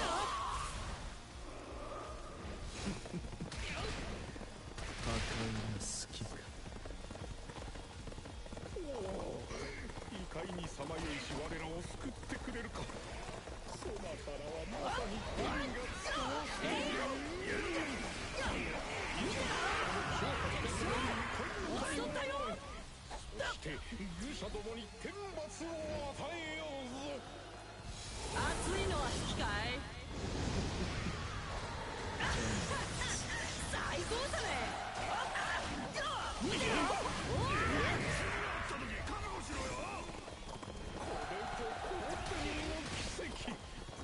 我らに逆らう愚か者には天罰が下った。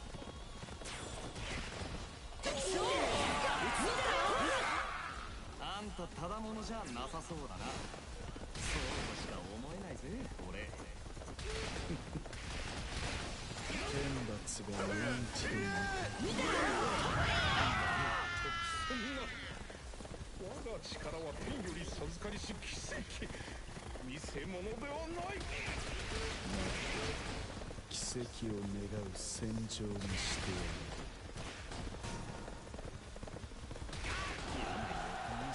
僕に任せて。僕が一気に決めるよ。あんた救うべき人を襲ってどうすんだ。まだまだだね。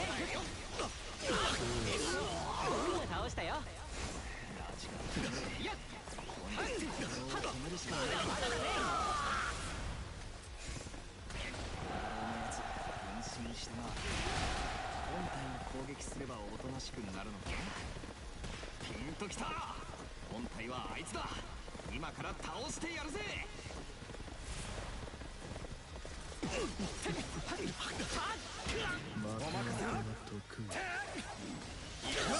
任せときな。鬼ごっこ。見てろ。撃ち取ったよ。敵の増援が現れただと。我らの先人は壊滅させられました。見てろ。内輪もめを始めたそうで。内輪もめなら今のうちにこちらも増援を呼ぶぞ。スカーレットサメ。まったく何がしたいんだ。勘弁してくれよ。そなたの働き天も見ておろう。よう、敵とはあいつらのことだな。目に物を見せてくれようぞ。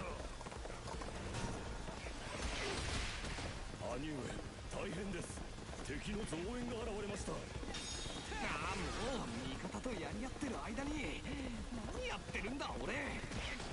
当天の声案ずるでない。天が与えたもうと試練だ。撃ち取ったよ。天に祈るのだ。奇跡の力で敵を撃退しようぞ。承知しましたぞ兄上。どうしよう。我らの護衛を頼む。こいつもピンときた。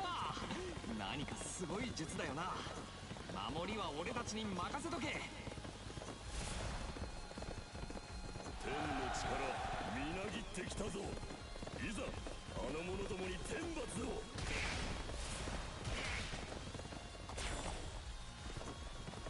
あんたまで変身するのかよ。まあ味方がくれるのならよしとするか。この間だ攻め滅ぼしてくれる。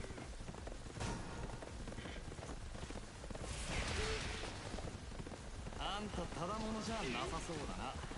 そうとしか思えないぜ俺。やっ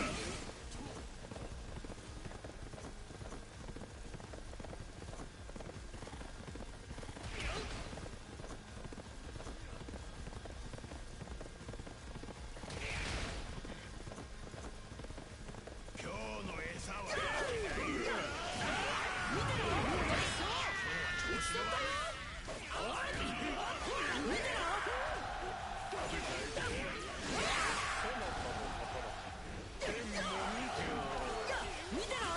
助けに来た。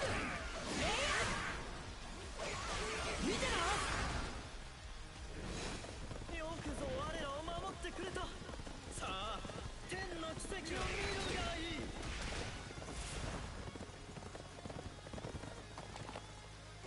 なんだ急に炎が。これじゃ通れねえぞ。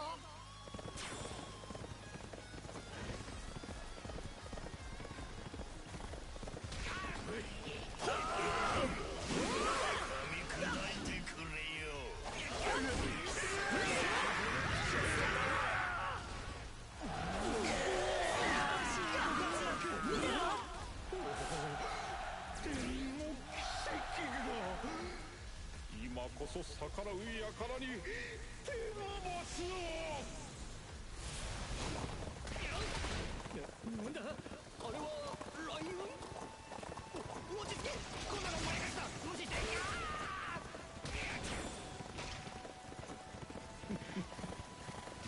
奇跡がいっぱ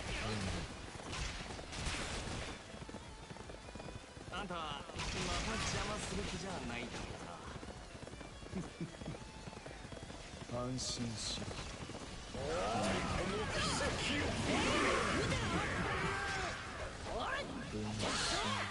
撃ち取ったよ。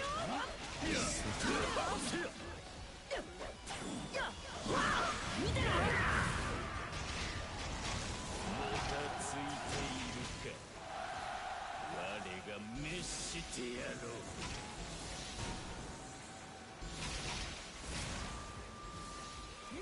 俺の勘が告げてる。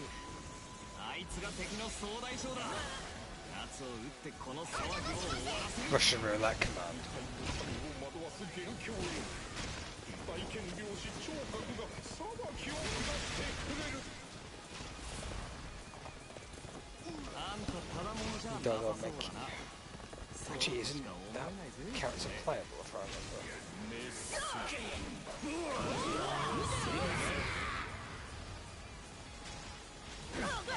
こ敵将次は負けぬぞ。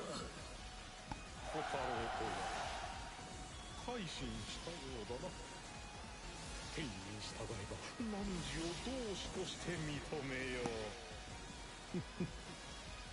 同志。汝は新たな同志よ。さあ共に皇天の世へ邁進しようぞ。聴覚。あんたの天の奇跡ってやつすごすぎだろう。正直黄金島にはいい印象がなかったが、あんたは民や俺たちを助けてくれた。ありがとな。我は天意に従い苦しむ者を救っただけよ。そういえば小太郎とやら、そなたの術もなかなかのものであったぞ。じゃあ組もうか。おお、天の奇跡と小太郎の忍術の融合とな。さすればこの異界を皇天の世に導くことも。いや、仲間になってくれるのは嬉しいけど、術はほどほどにしてくれよ。さっきのこともあるし、嫌な予感しかしねえ。つまんないな。天意はこの大権領士聴覚と共にあり。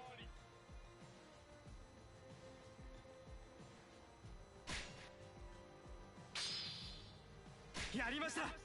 喜ばしい限りですね。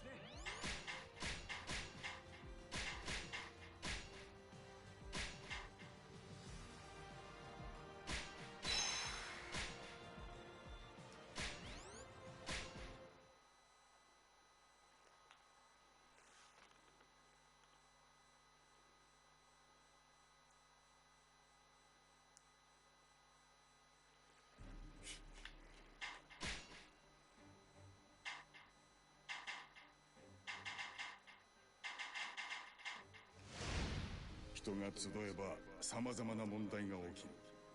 それを事前に戒める役が必要だ。ルキン様、わかります。宴に興じるならただ楽しく過ごせばよいものを、そこではなぜかいさかいが起こってしまう。私たちでその連鎖を断ち切らねばなりません。いいなどそうだ。我らで宴という宴に参加し、場の空気を固く、そして厳に戒めん。はい。まずは宴の予定を把握しましょう。いつどこでどれくらいの規模で行われるかを調べ、我らが事前に乗り込むのです。我らが先に到着していれば宴も厳粛な雰囲気となるだろう。騒ぐ者など誰もいない、厳かで静謐な集いを実現するのです。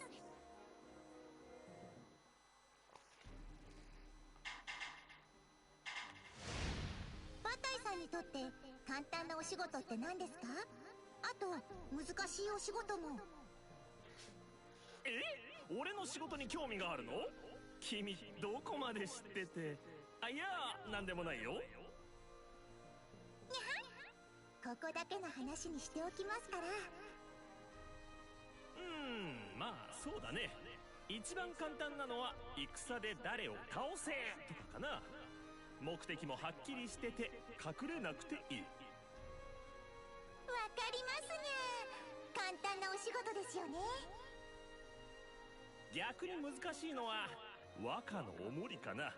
ほんと言うこと聞かないし、熱すぎるし、すぐ怒るし、正義とか言って飛び出していくし、とにかく予測不能な事態がよく起こるんだって。死なせないために頑張るってよくわかります。でも俺は和歌を守るって決めてるからね。これからも何があってもついていくつもりだよ。バタイさん、わかります。感動したっす。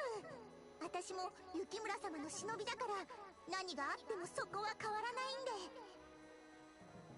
そうか。お互い頑張ろうね。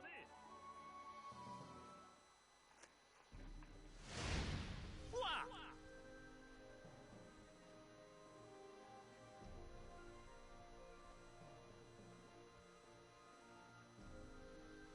どう？びっくりした？俺、人を驚かせるのが大好きなんだよね。かほどのことで驚いていては物の符は務まらぬ。だけど物の符だって無敵じゃないよ。疲れが溜まってやられちゃったりとかさ。もしかして最初の「わっ!」に反応しなかったの疲れてたからじゃない？もう驚くこともできなかったんじゃ。ごちゃごちゃうるさいわ。物の符ならば黙して語れい。できぬならうせい。あれ？怒らせちゃったか。秘策に近づけばすぐ打ち解けられるかなって思ったんだけど。逆効果よ。みたいだね。まあこれからおいおい仲良くなっていけばいいか。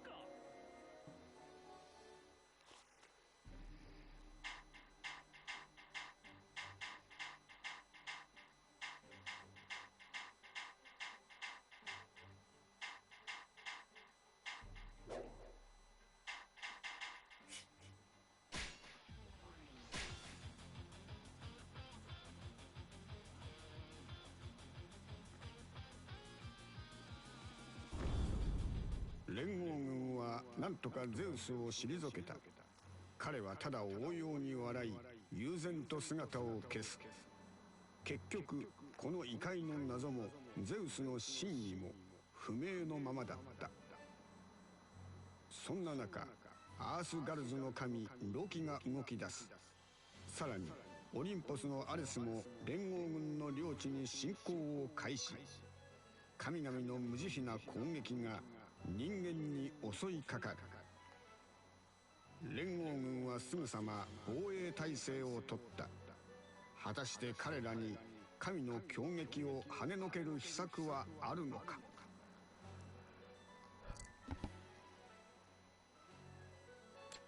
なんとか敵の到着前に城の防備を固められたな。あとは総大将の信長を守りつつ神と喧嘩してやりゃいいんだよね。そう簡単にはいくまい。アレス、ロキ、2勢力を同時に相手にするのだぞ。勝手な行動はくれぐれも慎むように。うん。この戦に勝つには我らが協力し合わねば。たく家庭事ばっかり言いやがって。伝令、アレス軍とロキ軍が到着しました。来たか。そう、地獄の幕開けぞ。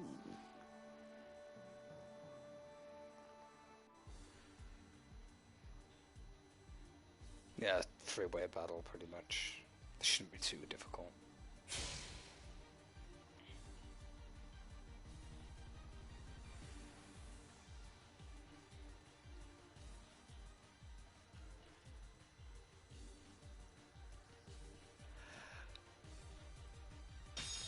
Nobunaga 信長はあの中か。アレスたちには構わず迅速に信長を狙おう。信長は俺たちが知る。アースガルズの神などに先を越されるなよ。どちらも信長を狙う。まだまだだね。いいよ。僕が倒したよ。こ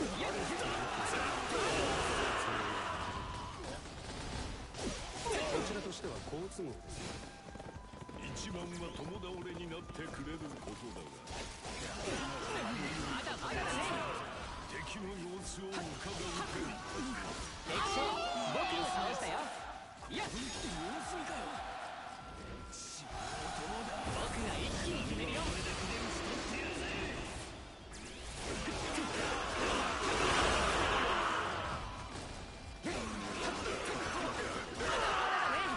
乱れた規律はすぐに正さんと突出した部隊がいるようだが、我らの指示を無視したようですね。勝手なこ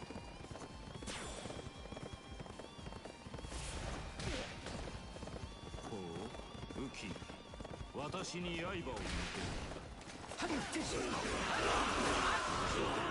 お任せときな。敵兵士を撃ち取ったよ。見てろ。どうした想定とは違うが悪くない。全軍この勢いに乗りアレス軍を攻めよ。お前面白い武器持ったな。僕に任せて。僕に任せて。まああなたも覚悟は好きなのです。僕が倒したよ。ぜひ一曲お聞かせしましょう。火事場泥棒がいるようだ。戦の最中ではあるが見過ごせん。何をしているのだ。アレス軍を攻めるように言ったはずだが、おそらく見逃せない規律違反があったのでしょう。まだまだだね。僕が倒したよ。この乱れた戦場がウヌラの望みか。僕が一気に決めるよ。そのようなことは乱戦状態はまだまだだね。そうですね。もはや様子見は見えない。もちろん本陣の門を閉めた。僕が倒したよ。子供が群れている。俺を楽しませる奴がいればいい。必死に乗って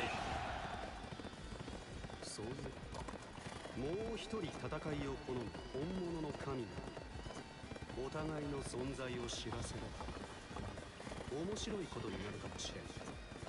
ウキ一つ任務。戦いの先僕をアレス軍の本陣まで誘導してくれ。承知した。任とあらば厳粛に遂行するのみ。僕を倒してしまったこと策が台無しではないか。Oh, we had to lead Lubu. Whoops. I definitely rushed on ahead too much though.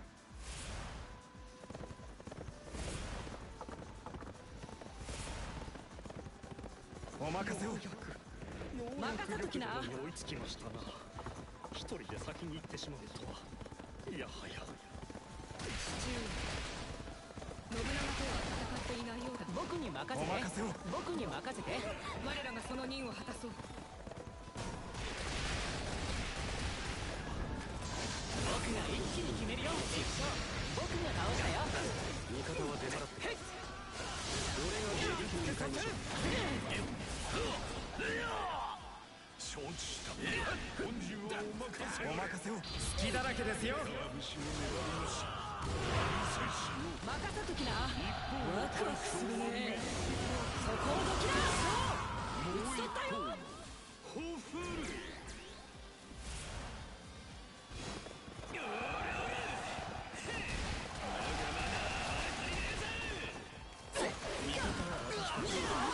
無能だから守ります。いいようにさせている。砦を守る敵が僕に任せて。本気で行くよ。観念殿を向かわせればあの砦の敵を撃ち出している。汚き言葉で挑発してもらえぬか。どういう作戦かよくわからねえが。いいぜ、任せとけ。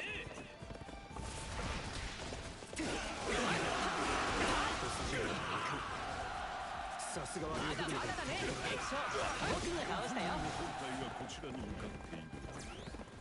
だが決して本人はやらせる。自分の勢いが勝っている。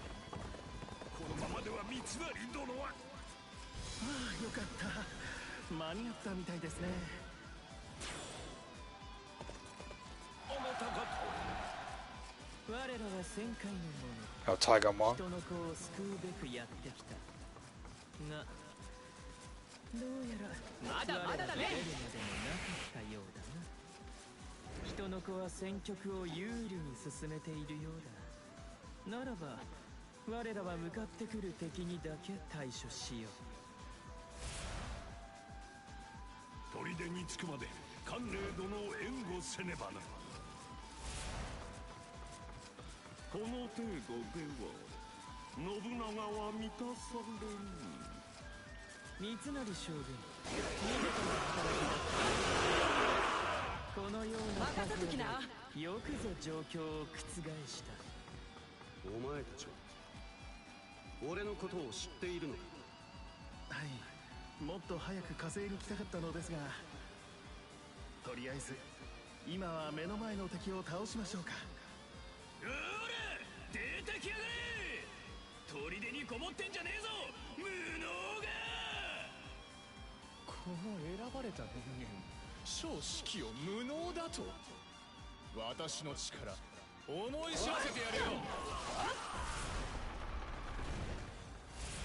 熱いのは好きかい。うまくいった最高だね。その先へ進む。打ち取ったよ。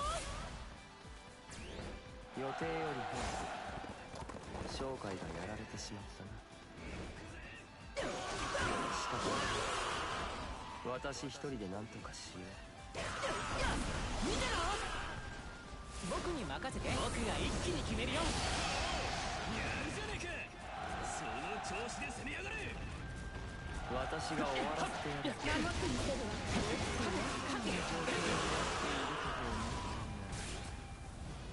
人の子らの活躍でどうにか阻めているようだな。ええ、ですが我らも加わる方が良さそうです。オーディンが本気を出せば人間だけではとても。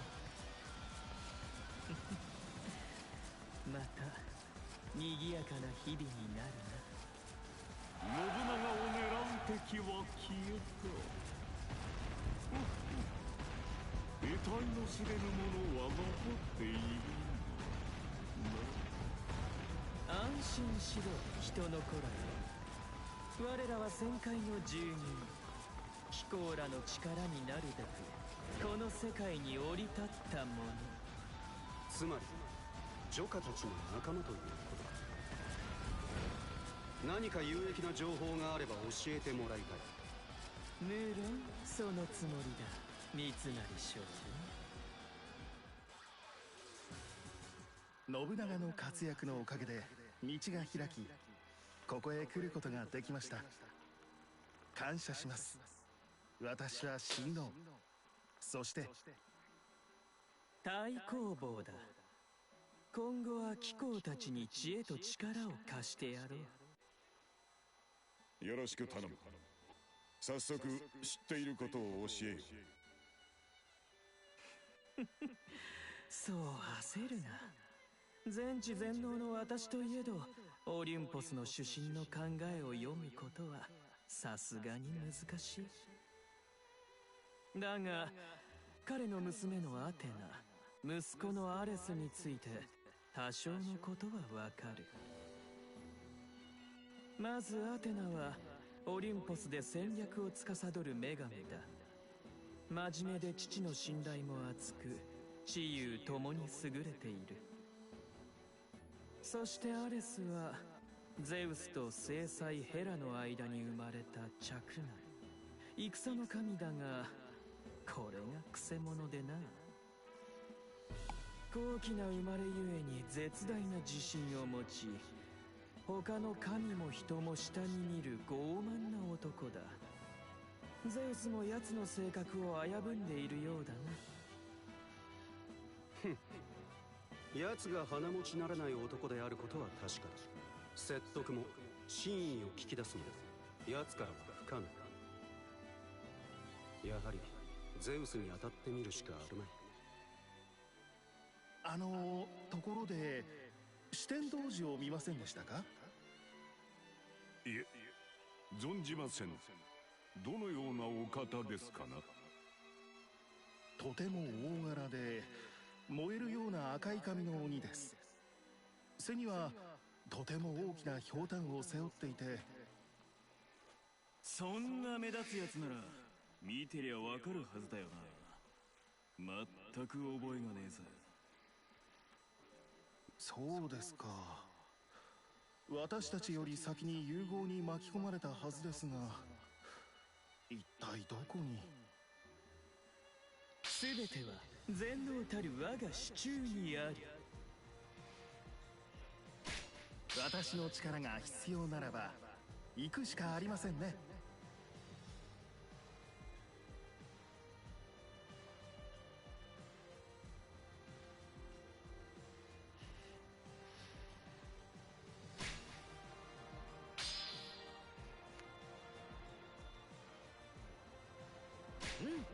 いい気やりました。喜ばしい限りですね。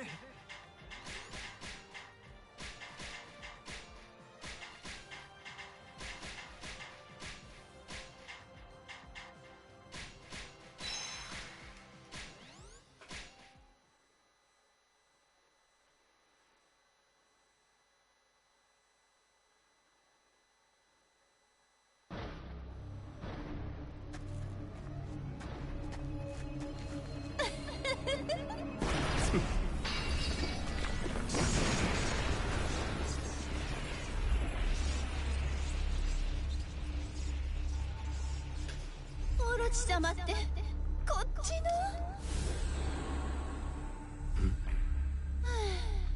魔王オロチ、これこそ私の求めていた力よ。かぐや殿、驚いた顔してどうなさったのですか。奇妙な気配を察したのだろう。小生も、そして私にも感じられた。恐ろしく強大な存在の気が。きな臭いね。また新しい神でも出てきたのかい。それを探るためにもまずは調査せねばな。諸君にも協力を頼みたい。分かった。私たちにできることなら。この妙な胸騒ぎ、自分の考えが当たってほしくないと思ったのは初めてかもしれぬな。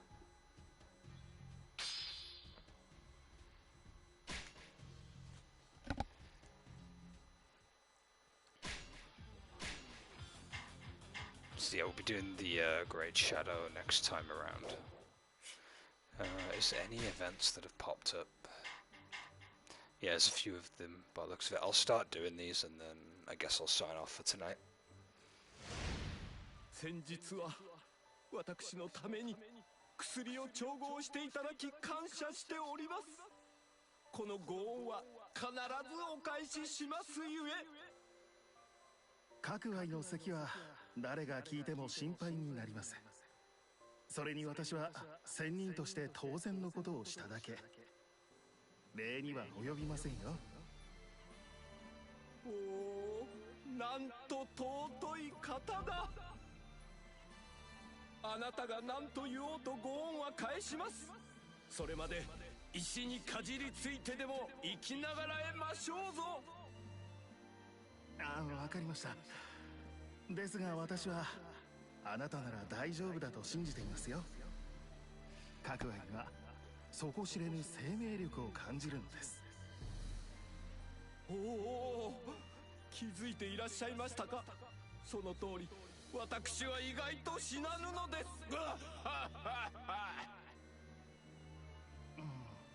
聞きませんでしたか。その咳を治す薬を作れるまでもう少し付き合うとしましょう。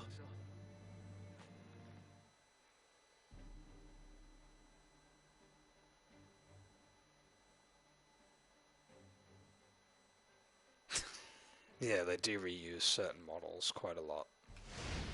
おお、薬の神親王殿にお目にかかれようとは。Don't forget, the Orochi games have a big cast of characters usually.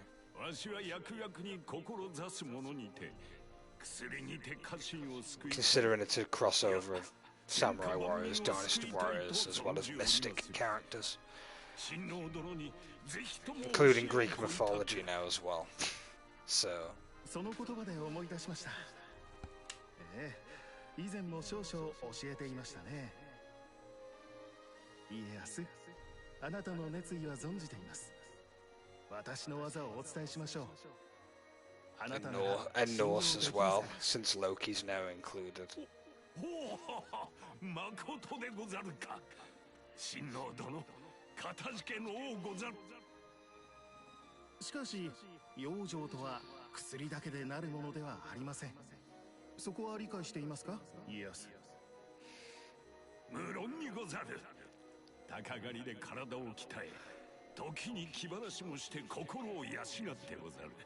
また衣食同源と申し、肝心なるは食事でござる。 Oh yeah, Odin as well. よくわかっているようです So ね。 yeah, Norse mythology as well is thrown in here now. Which is good, to be fair, because like you can only really do the Mystics versus Orochi's little crew for so long, really. ちょっと待って。それは違います、家康。 I feel like that was kind of the problem with the third game. In fact, that's actually the issue I have with the third game now that I think about it. It's kind of the same old with 2, but like Orochi has a Hydra that's gonna like devour the world, basically. So the fourth game is just more refreshing because they add 2 new factions in, which is, you know, with Zeus and Odin. So it spiced things up a bit more in that sense. It just makes me wonder, like, if they carry on with more Orochi games, what else are they going to throw into the mix? Or rather, what other types of storylines could they theoretically do now with these 2 new factions to the series? The thing is, with Orochi games, they usually reset some level of continuity as well. Like, when things are finished, it's like, it's all basically checklisted off. But the continuity with this game is that they actually remember the events of the third game, which is interesting. Plus, Noir kind of has that ability to, like, remind everyone of the first 2 games, which is interesting. So, yeah. It's just one of those things, really.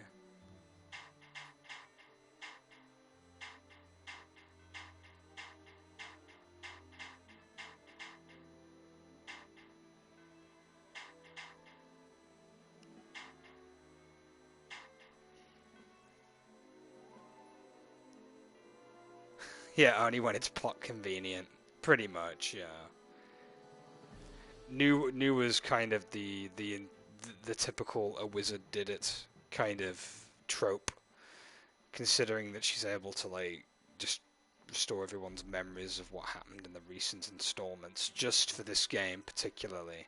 But I guarantee you by the time the game ends, everyone's memories are going to be erased probably again till they make a 5th game or something. And then, like, I don't know, the focus would be more on the other 2 factions. Because at the moment, the 2 new factions are essentially, well, bad guys, really, in terms of the storyline. Obviously, when you beat the game, you get to unlock them, and you can play them in the infinite mode, which is fine. But if I had to hazard a guess, if they were to do a 5th game, they'll probably focus more on them, in general. More on the other 2 factions, I should say.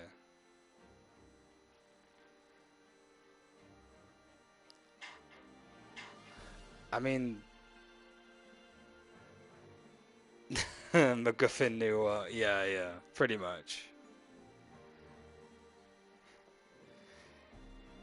It's funny, really, because the Mystics were kind of just put in the second game, because they needed another faction to face the demons, because like the Three Kingdoms and the Samurai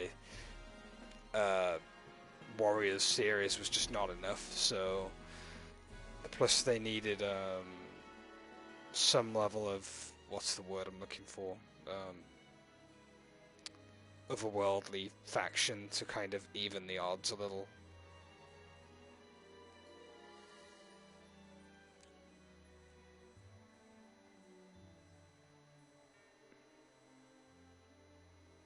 I think it's implied in the first game that Orochi's not really at his full strength either, so they had no problem putting him away in the first game,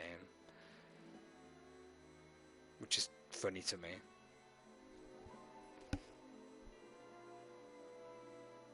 I just want to see a campaign where Orochi's actually successful, but the problem is that would... Well, actually, we did see it, didn't we? I think it was in the second game, wasn't it? There was a hypothetical scenario that showed Orochi winning. But the problem was, you don't really have anywhere to go. You put yourself into a corner, really. The more I think about it, the more likely you're going to write yourself into a corner.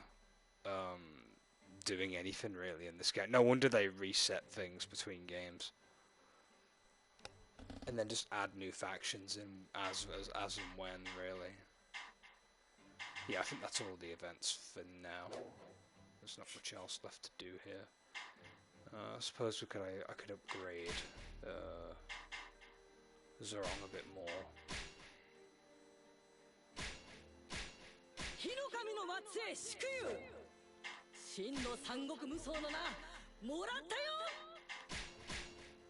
Put her attack actions up, because that's going to be useful.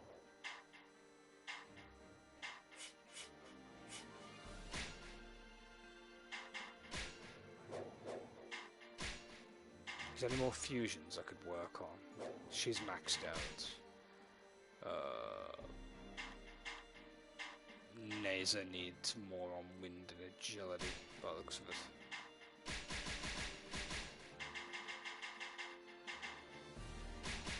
I only have enough so much for agility. It's fine, I can do that though. As for Luzon, I've not even bothered with his fusion, really. Problem is, Luzon, I don't really know what else to do with him. Make gems appear after defeating every officer, yeah. I could make him the gimmicky character where he's like, he has stat increases depending on how many officers are in the field and stuff. Although that's kind of meh.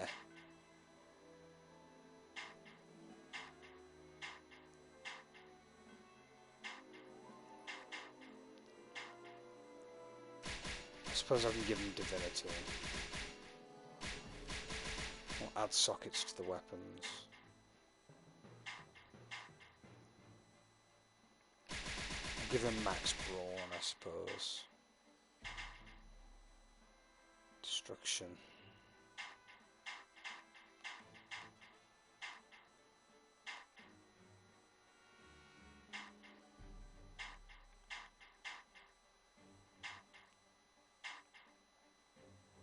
Okay, yeah, attack increases on number of allies in the vicinity. Oh, you can only use that once. I guess that's like a non-stackable one then. So some abilities are not stackable. Did not know that until now. What does appraisal do? Increased probability for more powerful weapons. I suppose I could make him the drop monkey in terms of getting stronger enchantments on weaponry, because chances are the stronger a weapon is, the chances are that it's going to have a decent enchantments on it.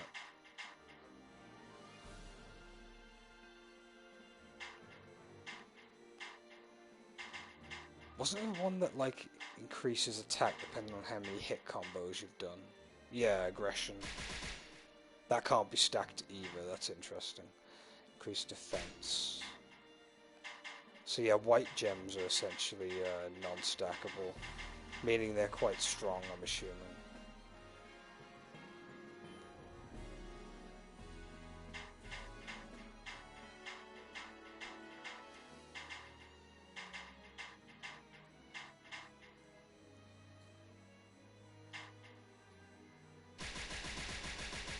give him Flame and Reach as well. That's the best I can do with Lu Sun in terms of weaponry for the time being.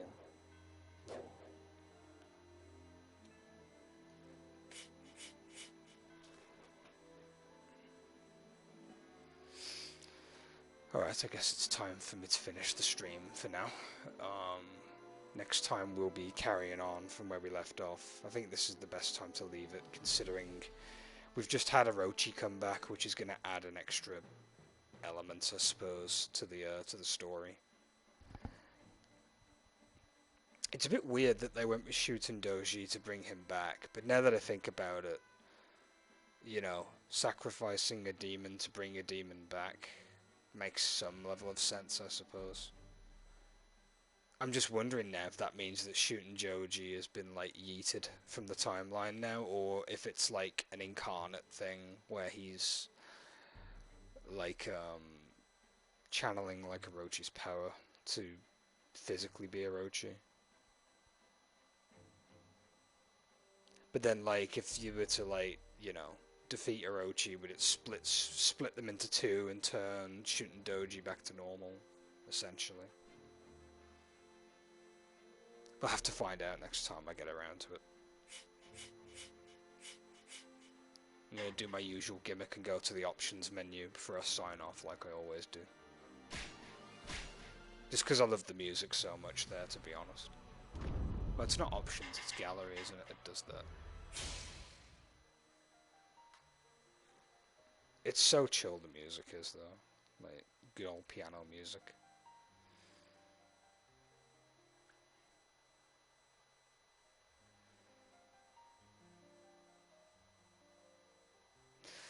Rightio. That's going to be it for now. Thank you very much for watching.